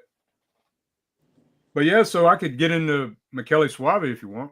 A little bit. Man, go for it, man. Yeah. Okay, so he's a director, screenwriter, and actor, but he started out like he was an assistant to Joe D'Amato, and he was an assistant to Argento on Tenebrae. He also helped Lamberto Bava. His first film credit was a documentary called Dario Argento's World of Horror. So that's the first thing he ever did. But his first feature film was Stage Fright, which I think he was going to get. He would try to get Argento to fund him the money. I don't think he would. I don't think he would do that for some reason. But D'Amato did. And D'Amato gave him free reign to do whatever he wanted. Argento was more controlling, kind of. I got some quotes from Michele, by the way. So, I think Argento was probably a little bit intimidated by Soavi at one point as well, because he was the new, he was the new kid on the block director of Italian horror, and Stage Fright went up against opera as well in the same kind of time zone. So right. So I think that might have something to do with it for sure. He was kind of taking his shine, maybe, you know. Yeah. But he went on to be an assistant director after he did Stage Fright for Terry Gilliam, The Adventures of Barry Munchausen. Oh, makes sense. Yeah, that's and cool. And then when he came back from that, then he did his second feature, which is The Church. And he said it was a horrible experience with Argento. Like he did. He said he was miserable on set because apparently when they were filming in the church as well, the people who owned the church were like moaning about it. Certainly with the goat scene, where there's like a rape with the goat head. That's kind of a remake of Rosemary's Baby scene. Okay. But they had to go back and redo that scene in Italy in one of the big studios. I think the De Palais studios in Rome. But so he was stressed all the way through. Argento had searched all over Europe to shoot the movie, and everybody was like, "No, screw that shit. It's so sacrilegious. All the shit y'all got going on in this movie." So they went to Budapest, Hungary, and that's where they chose the church. If Fulci did it, he would have just grabbed the shots like he did in a lot of his other movies. Right. Yeah. It's all run and gun, right? I think it was called the Matthias. Yeah, the Matthias Church in Budapest. So that's what that big Gothic cathedral-looking church is. It's killer. The architecture and everything. Like, stunning, man. I mean, it's a completely different tone of film. Yeah. And if Soavi would have had his way, I think, without Argento's chopping and editing and cutting shit, and I think it would have been a better film. Like, you could tell, like, it feels incomplete. It's definitely weird. I mean, you guys had this on the list and I hadn't seen it, so it was a good excuse for me to watch it. And so I've only seen it once, and it did make an impression. I mean, it wasn't like totally original or like amazing or whatever, but I think he did a good job in general. Yeah, for his second feature, I think if he would have got his vision, though, I think it would have been a better film. But Argento was ramping up the gore and all that kind of shit. He wanted. But you can see he's putting certain shots in there that are, again, clearly inspired by other stuff. Yeah. He's so, because, it's his early filming, right? His second film. Right. So he's so itchy to use the film language he loves from so many movies so much. He's kind of doing a kitchen sink thing a little bit, like a little bit of this and a little bit of that. Yeah. And if you shoot it well, it's cool, but does it hold up? Can you watch it multiple times and go, oh yeah, here comes that scene again? Where right. It can work against you. It could be novel at first, but then eventually, if you're a student of film, you go, oh yeah, he's taken that from like 20 different movies. Yeah. So. Yeah.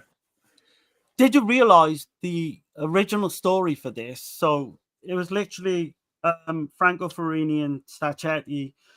They wrote like a story about it being set on a plane.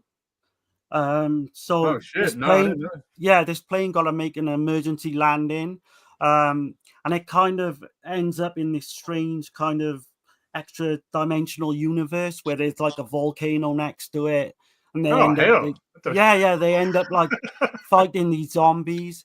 But the one big issue with it was there's only so much you can do with a fucking plane. You can move from one side of the plane to the other. They didn't have the space to do what they wanted to do, type thing. So that's where Soavi come in. Yeah, he's he probably come in he come in late as well, Dirk, didn't he? Yeah, he did, because Lamberto was pissed at Argento. That's what I'm saying. Like, yeah. And all these people are like leaving Argento during this time. Like, what the hell's going on? Like, I mean, so is he out of his mind or something? You know, like yeah. With the aeroplane thing, they were kind of going for like the alien, something kind of that storyline. But I'm glad Soavi come in, because I think me too. I don't love this film. I wish I loved this film more, but you can't deny it's like solid. It's a solid. I think it doesn't really fit. It doesn't fit with the first two for me, though. Obviously, it's completely different. But the first half to me is better than the second half. Like, I don't know, man. Like, it goes. I thought the opposite, but I can. It goes off the rails. I don't know what it does in the second half of the film. It like I said, it feels incomplete. It don't feel like there's something missing. Did you recognize the main actor? Yeah. What's his name? He's been in Tom Arana. Yeah. He's great. Yeah. He played Quintus in Gladiator. He was the guy who basically screws Russell Crowe over. So that's right. Yeah. He was in Pearl Harbor, The Dark Knight Rises. He was a pretty big actor. He was in Body Puzzle as well from Lamberto Bava. He's a great actor. Yeah. For sure. The cast is pretty good in this, man. You got Barbara Capisti as well, who plays Lisa. She was actually Michele Soavi's girlfriend. I don't know. I think it's probably during this time, because she's in Stage Fright as well. Yeah. And she has a brief scene of nudity in this. I mean, you've got to blink. Very brief. To see it. Yeah. And she left Argento right after this film. Like, she left him for some other dude. Oh, okay. I didn't know that. But she went on. She got like a really small part in the New York Ripper that come before. She was in Cemetery Man, obviously. Opera, she got a small part in Opera too. You got Giovanni Lamberto Radici, I think one of the best character actors in Italy. Yeah, he looks totally different. He's the other priest. Yeah. Which is weird, because he plays a priest in the remake of The Omen as well. So I don't know, whether that was big kind hole of a nod. inside of his head, right? So. Yeah. Superb actor, Heights on the Edge of the Park. Fucking, for me, is one of his best performances. But yeah, he sadly died a couple of years ago, and he's very active on Facebook. I even shot him and shot a few messages back and forth with him. Very accessible guy. But you've got Antonella Vitali as well. She plays the bridal model. She was Dario Argento's girlfriend. That's what I was talking about. That's what. Yeah. Oh, right. Yeah, because I was confused. My bad. I was mixing them up. My bad. So she was his girlfriend when he was directing Opera as well, because she plays a small part in Opera too. She didn't go on to do too much. She did a bit of his Argento's TV work. But yeah, I mean, I love her face and everything. She's got kind of this strange look to her, but it's just like very attractive woman. It's kind of odd. She's just trapped in that door the whole time in that wedding dress, like Yeah. There's some odd scenes in this as well. You got Asia Argento as well. She plays Lottie, and she's like this streetwise fucking 13-year-old who goes out to smoke and fucking with an abusive father. Yeah. She got like the mother just blinks her, like, turns her head like she don't give a shit. Like, right, and she's living in the church, and she's got like this 25-year-old boyfriend in the nightclub as well. That seems really fucking weird. That's kind of weird. Yeah. But did you recognize the black priest? Yeah, he's the UK actor. Yeah, I saw that he's in episode 1, The Phantom Menace. Oh, okay. And he's also in Highlander as one of the there could be only one guys. So. Oh shit! Okay. He's well known. He was in the UK. He was in big TV series called Alby City. He's actually in Nightbreed too, as well. Oh, he is. I didn't remember that. Yeah. Really? Okay. Yeah. He's like one of the detectives. I can't place him. It's been so long since I've seen it, but Yeah, I'd have to go back. I think so. Clive Barker film, yeah. But I can mention the cinematographer's Renato Tafuri, and he's the same cinematographer. He didn't do a lot. He did opera. Yeah, 1987 opera. He did another film called The Stolen Children in '92, which was it's like a crime drama, pretty highly rated. Okay. But that's it. I didn't really see a whole lot more that he did. So, and speaking of the actors, that romantic scene is one of the least romantic scene in any movie. You know, it's like there's no chemistry with them at all. It's just he's more concerned about something else, and she's like, I mean, it's so weird too that how that goes. Like they just met, and like she's trying to get it in, right, and he's like. He's all worried about something else, that damn parchment. They go from like barely, like you say, they just meet in this church to full on fucking romance. Yeah. And he's like, and he's so forward as well. He says to her, didn't he? Like, oh, we'll go for a coffee and all this shit. And I mean, she's an attractive fucking woman. I don't think it'd be that easy to work. You know, he wasn't that smooth. No. And then he's just about to have sex with her, like you say, and then he gets distracted by the Latin writing. Yeah. It is weird, man. I'd just carry on. I would have if that was me, but no shit, dude. Like, but he's ate up with it. I don't know what the hell's going on, but that scene where he calls her on the phone, it's fucking great. Y'all gotta admit, where it shows he's like reaches in his heart and shit, and then you see like these two hands come up holding that heart. That's fucking excellent. Fucking the way that shit looks. I don't know. There's some brilliant stuff, man, all the way through. Yeah, you can see the budget though. That's where they discovered that thing in the wall. That it's like paper mache. It's supposed to be stone. Yeah. The budget had some issues for sure. So I think the effects are not as good, obviously, as some of the earlier work. But that opening scene, though, I will say, you know, maybe a lot of the money went into that with the medieval shit. Oh, clearly, that looks great. Yeah. I mean, the setting of the church as well. You've got like the whole backstory. So you've got Lottie, the little girl. She's literally. So how would you say with her character? Because she's in the medieval times as well. That's like a link to present time. How does that work, man? Because I was like, because see, that's what's left open. If we're gonna spoil the film, like, who's to say that? Like, is she reincarnated, or I was gonna say that's the only possible solution was she's reincarnated, or is it the same fucking person? Yeah, she never died, or right, or fucking time travel or anything. I don't know. But I was telling you, man, like Argento really screwed the film up, like from Soavi's point of view. Like his vision was not. He was really disappointed, man. Like here, I'll read a quote of his. Okay, he says, Dario, being my producer, was like a tax I had to pay. Aristide had left me to my own devices on stage fright. So to have Dario breathing down my neck all the time was annoying and off-putting. I kept reminding myself that I had already directed one film and I didn't have to prove anything to anybody. Had the church been my debut, then I don't know how I would have responded to the unnecessary pressure.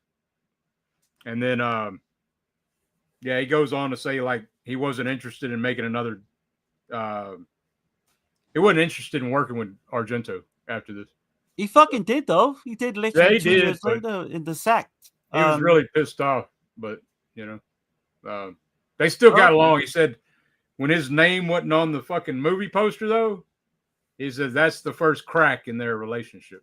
Yeah, they must have healed their rift or something to do the sect. Right. The Teutonic Knights that's in the start of the film.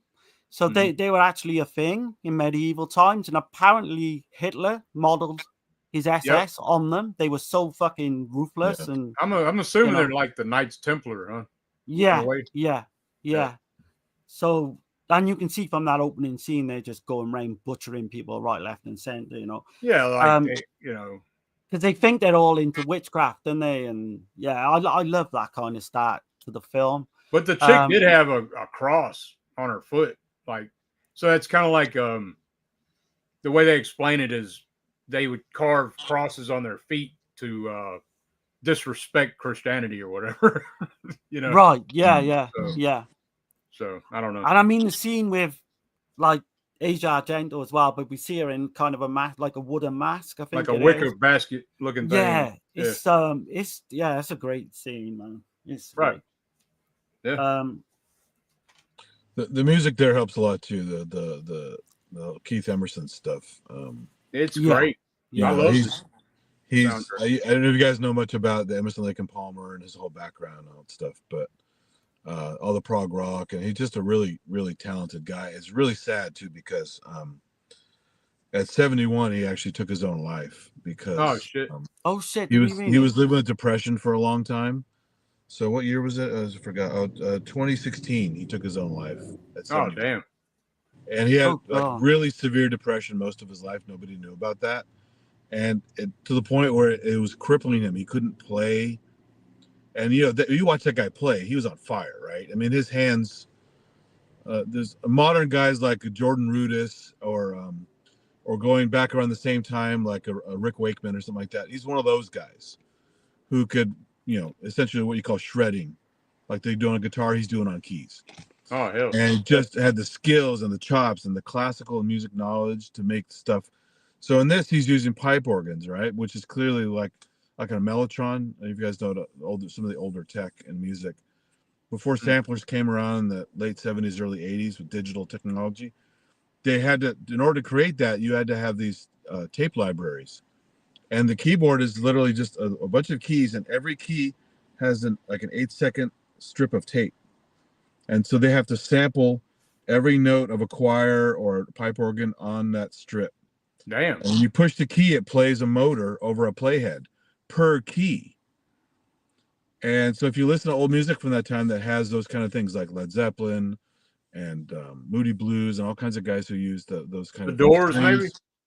Yeah, Beatles, everybody. Like Strawberry Fields, that flute is a mellotron. Okay. And it's a real flute sound, but it's played on a keyboard. And there's the reason why they can't do long sustained chords, because it only goes for 8 seconds. It stops, and you have to let go, and it rewinds the tape loop. Oh shit! The tape strip. So he's using the pipe organ there, which sounds wicked. I love pipe organs, but it really brings some gravitas to the score and to the scenery, and makes it all more powerful, right? Yeah. It's just fun that these guys could leverage that technology back then. Even though it was really primitive technology, but it's very sad about his life, because if you ever watch his famous performances, and he's iconic. He had this giant Moog modular system where he knew how to patch everything and turn all the knobs and stuff and make it work. But he famously at one point had put like a butcher knife in it. Oh shit! As a statement, and it stayed there as like a statement. I forgot why he did it initially, but there's always that iconic knife in his rigs. Damn. I mean, he's hardcore. I mean, I've seen some of the. I mean, I looked up some of the films he's done. Some of the films that he did scores for. So you got Inferno, 1980. That's one of my favorite fucking soundtracks ever. Nighthawks, 1981, with Sylvester Stallone. Oh, yeah. Okay. Rutger Hauer. That's Rutger Hauer too. Yeah. Okay. And of course, Fulci's Murder Rock in 84. Yeah, which I love. And so did he do the scene in Inferno where the girl's in the taxi and it goes do do do do do do? Yeah, I think that's him. his. That is fucking superb, man. Yeah, that's him. Yep. And then the actual theme to Inferno as well is fucking outstanding. He was really great, and it was just very sad that he was one of those guys who has so much ability, and then he didn't get in a car accident, he didn't get cancer, he just had crippling depression. And I mean, he would have been a very wealthy man too, as well. There was no reason. I know some people actually knew him for a while, and they told me some stories about him. It's just sad how he was just like going downhill. I guess he didn't reach out, probably reach out to someone, but it's very sad. Yeah. But it's a great score. You got Philip Glass in here, which the Philip Glass thing is classic because that's just a reused track. It's not an original for the movie. Okay. And I've seen some of the stuff. I didn't realize that he's done, like Hamburger Hill. Well, some of his original work that people really made him famous, like Koyana Sakatsu, all these like weird pseudo documentary visual pieces, with shows like high speed time lapse stuff, and just kind of criticizing humanity and how we have just this rat race of cars constantly going by and traffic. Okay. Yeah. And all this kind of this frenetic music that, and it's just this. He has this ostinato style where it's just a repeating pattern over and over and over and over again, and then you start layering stuff. So almost like a Bach thing, but more insidious, more repetitive. Because he did. So he did the Candyman 1 and 2, right? Like as well. I don't remember if he did, but it makes sense if he did, because he was doing a lot of scoring. Right. But one of his cool things about his techniques, though, is he would do stuff at home on a synthesizer and a sequencer and build these layers up, and then he would take the sheet music from that and go to an orchestra and make them act like a sequencer playing a synthesizer. So you get this tight, crazy, frenetic stuff played on real instruments. Damn. And also mixed with synthesis as well. So he's just a really interesting guy. Yeah. Oh man, just for Candyman alone, like he's a legend. Yeah. And he also, I was reading, like, so he did a new soundtrack for the 1931 Dracula. So, ooh, I don't know about that. That's cool. No, I didn't know that. I didn't either. I was like, what the shit? So I'm guessing it's on the new whatever release, whenever they did that. But, that'd be interesting. So out of these 3 films, like, what would you say your favorite score out of these 3? Ooh, okay. I can go first if you want. I would probably say Part 2. Just because I like the fucking. It's close mine because you got the metal soundtrack in the first one. Yeah. But I do like the Smiths' Panic, and I do like the Cult Rain. So maybe that would slightly edge it, but it's close. I'd say, yeah. Okay. I mean, I'm going to pick the basic choice as Demons, the first one. I should actually go with Demons because he's got Saxon as well, which is one of my favorite bands. But I think the Church has got a really solid score, though, for sure. Yeah, well, you have some giants doing the music for it, so it's more of a film score as well. It's more of a mood atmosphere. Yeah, like I love it though. I love Whereas it. Demons 1 and 2 is just a few fucking songs. It's got some good themes going on, obviously. Yeah. But this is more. Yeah, the Church is more. Plus the Demons 2. I mean, the music is like it's it's comedy.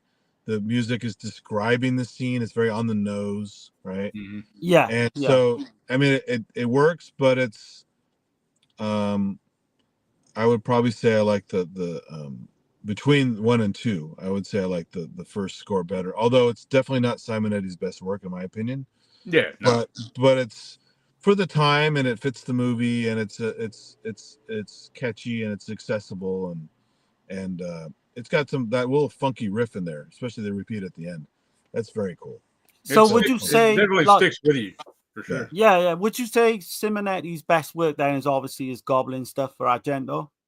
Yeah, because even the stuff he's doing now as Simonetti's Goblin, he's changing some of the stuff. It's not the same. You really needed those guys to work together. It was it was kind of like a super group in my opinion, because the bass player was amazing. Yeah, Pignatelli was just so tight. The new girl he has doing the bass cover, she's perfectly fine, but it just doesn't have the pop. It doesn't have the precision and the flair. It's just he's so smooth. Pignatelli's so damn smooth, and she just doesn't have that. She's just a straight ahead bass player, right? And Simonetti, when he plays the keys just right, it's phenomenal. And then Moranti, the guitar player, was just crazy good. So I'm guessing the Sleepless soundtrack then, Argento Sleepless, was the original Goblin. Yeah. Sleepless. So I think it's only 3 guys. Okay, 2001. That was. Yeah. I think it's only. That's one of my favorite. The theme to that, I mean, it's so underrated. People don't. And Tenebrae is only the 3 guys as well with the drum machine, basically. So. Okay, that makes sense. Yeah. It's very 80s because of the drum machine. right? But obviously, I would imagine you're a big fan of the Dawn of the Dead soundtrack as well. Oh yeah, no, I mean, I like we talked about on Alpha Show. They have so much range, and their music changes with the times, and it's all really good. Even Simonetti, this stuff for these movies is good, and his other solo stuff and his Demonia stuff before he did. I like all that Goblin stuff. Yeah, is good, but I'm not a metal guy like I used to be. When I was a kid, I was a real metalhead. So I appreciate it, but I'm not really like a huge fan anymore like I used to be. So, but it's a product of its time, and if it meshes well with the visuals and the energy of the movie, then it works for me, even if I don't listen to the music on its own, right? So Simonetti actually did a few heavy metal songs for opera as well, the score in opera, which I was surprised when I was reading up on that. Oh yeah. So he can do a bit of everything really. He's very talented. And just beautiful stuff too. He'll do seen like him really live? peaceful, beautiful things, and Have you seen him live, Sim? I saw 2013 Goblin came as the original group minus the original drummer, I think. Okay, yeah. But pretty much everybody else was there. Oh no, sorry, not the original bass player. Original bass player, original drummer weren't there. But the rest of the lineup, even this guy Guarini, who was there in part of the 80s as Goblin changed a little bit. So did they do like an actual I'll be right back, y'all. Okay, that's okay. Did they do like an actual concert, or did they play over a film? Maybe they did. So it's a concert playing some of their hits over films. So it was a little grab bag. So a little Dawn of the Dead with Dawn of the Dead music, and then Phenomena music, and then this and that. They didn't do any. They just stuck with the Goblins. They didn't do any demon stuff. They didn't do any. And now they're adding to the repertoire like covers. So if you see Simonetti's Goblin, they're doing covers of other rock songs and stuff. It's a totally different ball game now. You definitely see them if you have a chance to see the two incarnations around there, the Simonetti's Goblin and then the other, whatever they call it, because Moranti died, so it's no longer that Goblin anymore either. But there's totally worth seeing, because even if they're playing like half-assed versions of the originals, it's quite a show. Right. For me, I'd have to be the Simonetti. He would be the main draw for me. Yeah. And then, take nothing away from the other. Is there kind of two groups going at the same time? Because they also could rock out. I mean, Moranti could play some good rock. It wasn't just all smooth and prog rock and jazzy stuff. They could do some harder stuff too. Right. So Simonetti's still working today, and he's still doing scores. All right, up to present day. He's slowing down though. I mean, the tour, when they tour, like I talked to some guys who went this year to see them, a couple shows, and he's doing very short shows. He's like 70 something now, so he's like, I don't need to do this, crazy tour thing with long concerts, and he's old, right? Right. Yeah. So he's taking it easy now. So you're not going to get the crazy long show you used to get, but it's still good to go see these guys. Definitely go see these guys while they're alive. If I could, I mean, I don't think they've. I mean, I'm close to Dallas. I don't know if they might come. They came through. I'm pretty sure, at least pretty close. I missed two really good shows this year. I wanted to see Simonetti's Goblin, even though it's not as good, in my opinion, as Real Goblin, but it's still cool, and I like to watch him play. And I missed seeing Fabio Frizzi when he went to LA. I just had the money, Yeah. Yeah, Fabio Frizzi. He toured a few years back, didn't he? Yeah, I remember. Yeah. He just came through just last year, and I missed those two shows. So I missed Goblin a few years back. They came to the UK, and I don't know why I should have made the effort and gone. Yeah, you should have. I regret that now. They're like 50 miles away, something like not. That 2013 show, and actually I recorded a bunch of clips of it, but I never uploaded it. But if you go look on YouTube and just search Goblin 2013 Warfield, it's the theater in San Francisco. At least two guys shot really good videos of it. One guy shot the entire thing. One guy shot a better angle, a close up of a shorter piece of it, and you can watch the entire show, and it sounds great. It picked up really well, and even has a funny opening because they had a dancing girl dancing to some of the pieces. Oh hell. Just to Yeah, I add remember. ambiance I to it. can remember that. I think I've seen bits of that. And then the opening of the first track, she does a little dance, and then as she's coming out, Simon Eddie's the first guy out wearing like a little mask, and he doesn't see, and she turns and hits him in the face. Oh shit! Oh yeah, I think he recovers pretty quickly, but it's like whoa, he almost. I think I've seen that clip at least. That clip, yeah. Wasn't she like a ballerina or something when they were doing she did some ballet during it. It's pretty. Actually, it's yeah. pretty good. It was cheesy at first, but then she really shows some talent in the show. So. Like one of my friends I talk to a lot, Kenneth, and he put up a lot of clips from the last tour. He's put up on YouTube, and like amazing, man. Just see them live would have been. And especially while they're still alive, they're not going to be around forever. So go. I was going to say this is it. You know, you want to get in while you can. If they do come near now, I'll be sure to. You know. I mean, I went to see Rush a few years ago. You know, before Neil Peart died. Thank goodness. So. Nice. Yeah. But let's see. Was there anything else y'all want to mention on the church, man? I got another clip. If y'all want me to show that, yeah, man, go for it. Okay, here we go. I've got to find a stone with 7 eyes.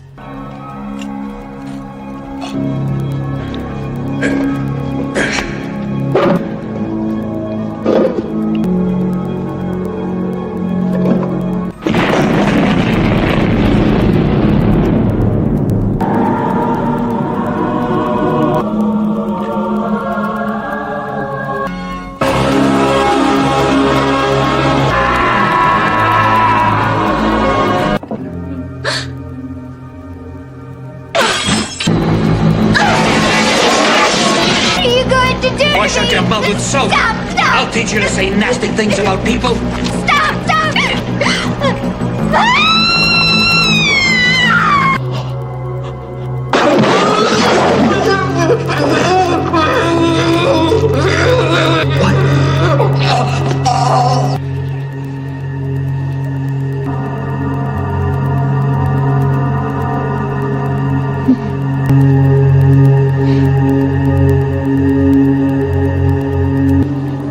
Have you been? I've been looking for you everywhere.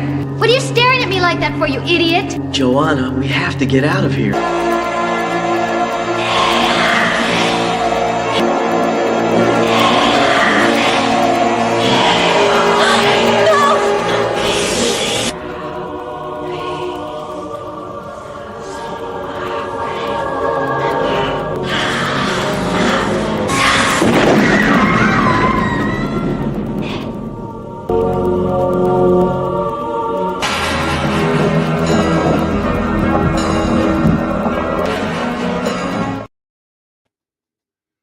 Yeah, man, I don't know, dude. Like this damn movie, it kind of grows on me.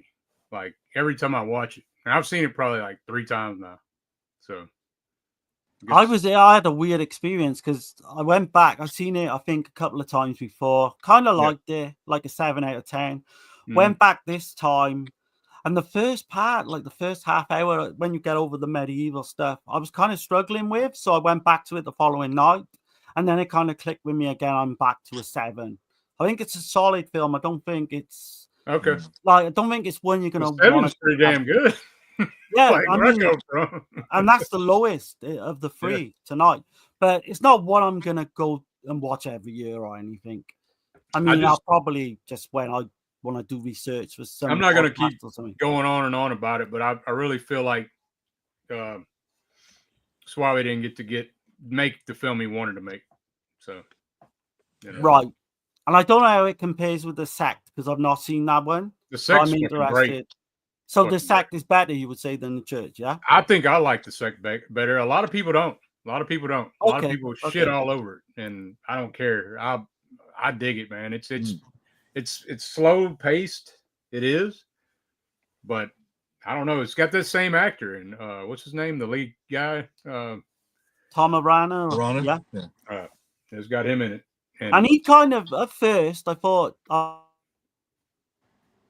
wasn't convinced with his role at first. You know, you've got the kind of the relationship happens too quickly. But he kind of won me over as the film went on. like the way he gets like is when he becomes almost demonic, and yeah. I mean, superb actor, obviously. Yeah.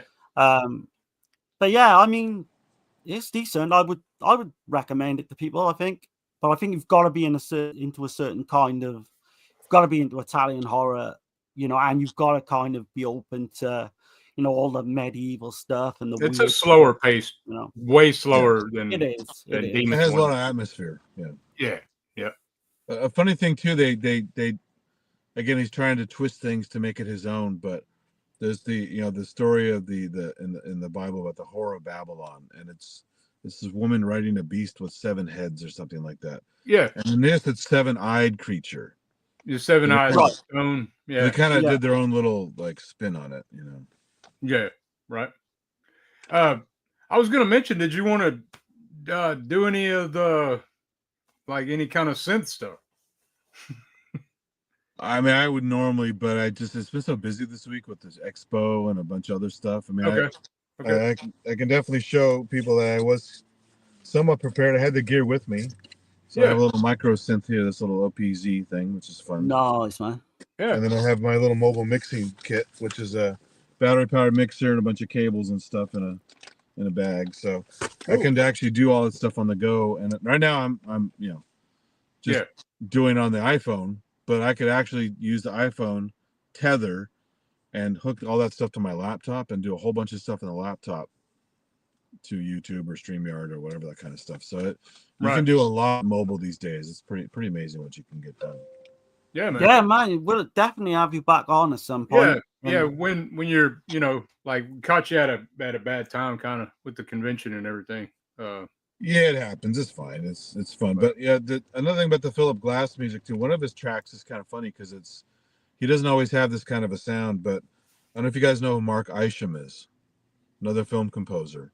No, he's famously a horn player that also got into the composing. And I can put a link in your in the comments later. Okay. Yeah.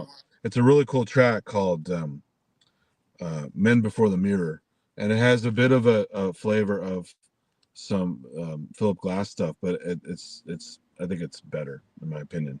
But he's actually done a lot of stuff. That this track was used, if you watch Out of Africa, the old Out of Africa movie, the trailer that was circling everywhere used this track for some reason, even though it's not in the movie, I don't think, because it's just a really cool track. But it has a similar vibe to some of the Philip Glass stuff.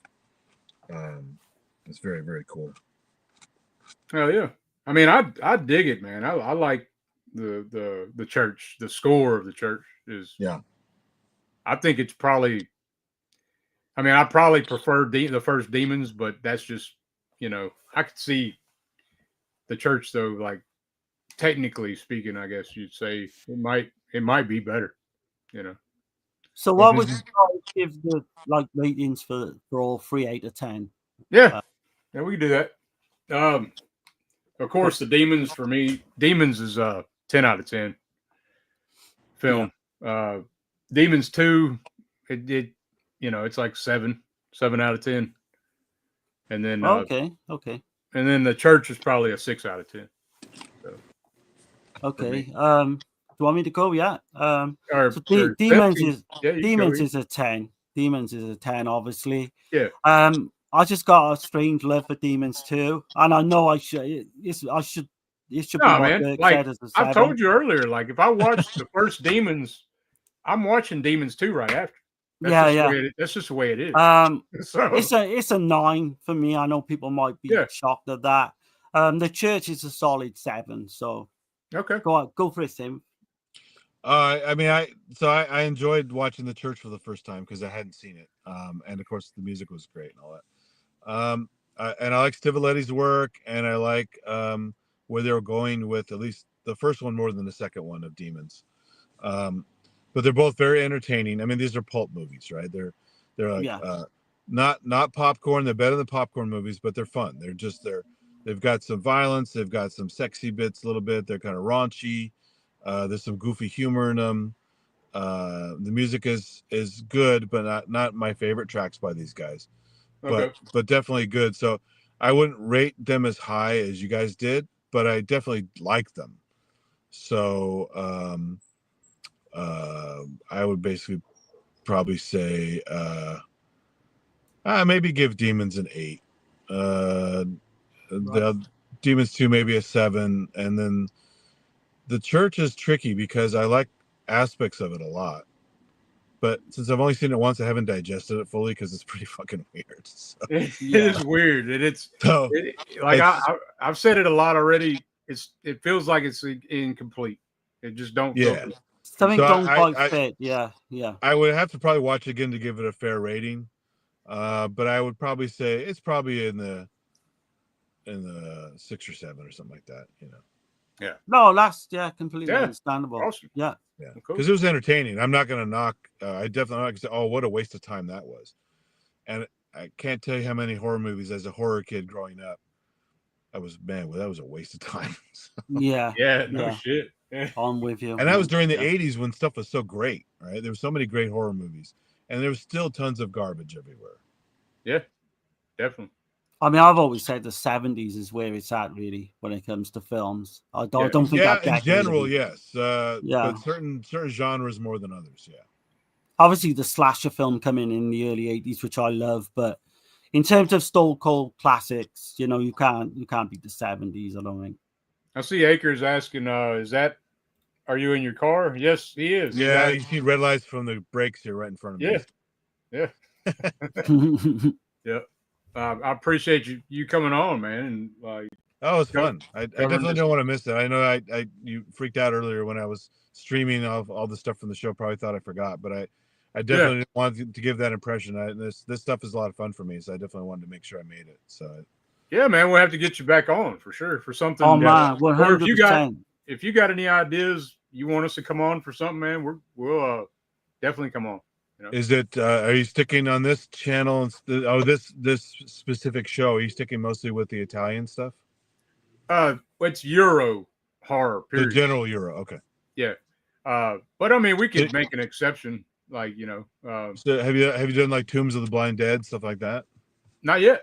No, but we are. We've mentioned it. We've mentioned about doing it. I like those. Yeah. Okay, cool. Yeah, I got all 4 of those. I've only seen maybe the first 2 of them. Okay. But the first one I was like, wow, this is much better than I thought it was going to be. Yeah, it's not just Italian, so anything Euro and the Spanish Italian combo or the anything. We even covered some damn a Russian film and Oh really? Vi or V. Oh, I missed that. Oh, is it good? Oh yeah, V. I love V. I don't know about Darren so much, but no, not so much for me. But yeah, but that's another weird one though. It's got its moments. Yeah. Definitely. It's from '67 though. It's an older one. But okay, right. But yeah, man. I guess we'll get out of here unless there's something else y'all want to mention on the church or what do you want to mention on your channel? Anything you got coming up or? I know you've been at the convention. This convention you've been. Yeah, I mean, if you guys like convention content or something to kill time with, or you're really into music and technology and seeing maybe some famous people and some gear and all that kind of stuff, definitely check out. I have streams going way back, but this week for sure, tons of streams and performances and just walk and talk stuff, looking around, making funny comments about stuff. That's my usual kind of sarcastic thing I do. But also, my channel has all my weekly performances and some live stuff I've done, and even tech demos. If you want to learn about synthesis, if you want to learn about music. It's pretty cool shit, man. I checked out some of your recent videos. Those I dig that shit. I was showing my wife earlier. Some of the tech ones are longer form, like a live stream long form. Not everyone's into that because it can be boring for some people. But I try to keep it interesting, but also educational and fun, and not just dry, boring kind of classroom stuff. Yeah. And I also have those lives. I have a lot of friends who do music and are in these different communities, and they come in. There's a very lively chat room usually, so so that's always fun to just come in there and talk shit if you want or whatever. I don't care. But yeah, I have a microscope channel and a telescope channel if you guys like science stuff. So yeah, he's into all kind of different shit, man. You got a lot of things, got a lot of different irons and fires. Yeah, stuff. gonna say, like, if ever you want us to, if ever you want to do like a theme or something, you want us to play on an intro or something to promote your work or anything like that. Oh yeah, sure. Like just let us know. I mean, I man. do some horror style stuff too. I'm not exclusively horror with my tracks, but I definitely have done some horror or dark themes. I like the darker, edgier stuff at times. So yeah, we'll give you full credit, obviously, and all that. Yeah. So yeah, cool, but I just want to say what Dirk said earlier. Like, thanks for coming on, man. It's been great talking. Oh, thank to you. I mean, I'm happy to be here. This is I'll talk about this kind of shit all the time. So it's to do it in this format is even more fun. So. But we'll work out another show as well. We'll get that sorted. You're welcome anytime, man. Excellent. Thank you. Yeah. Sure. I had a good time. Thank you. Yeah, y'all don't forget to Sicilian thing that's been going on for 2,000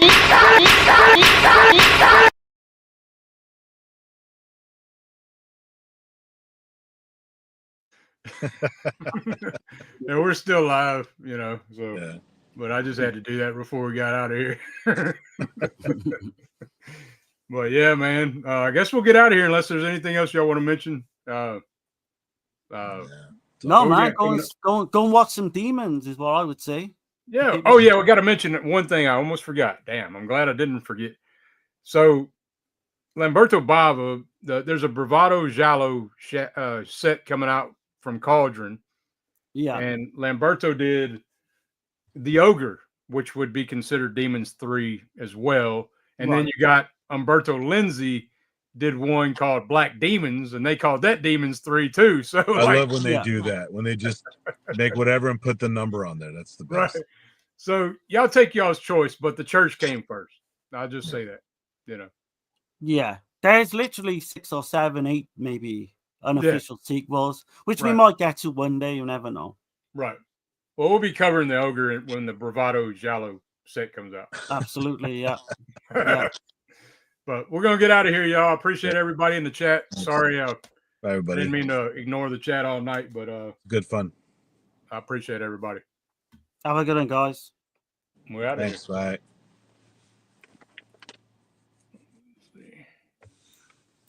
Yep, if I can do it.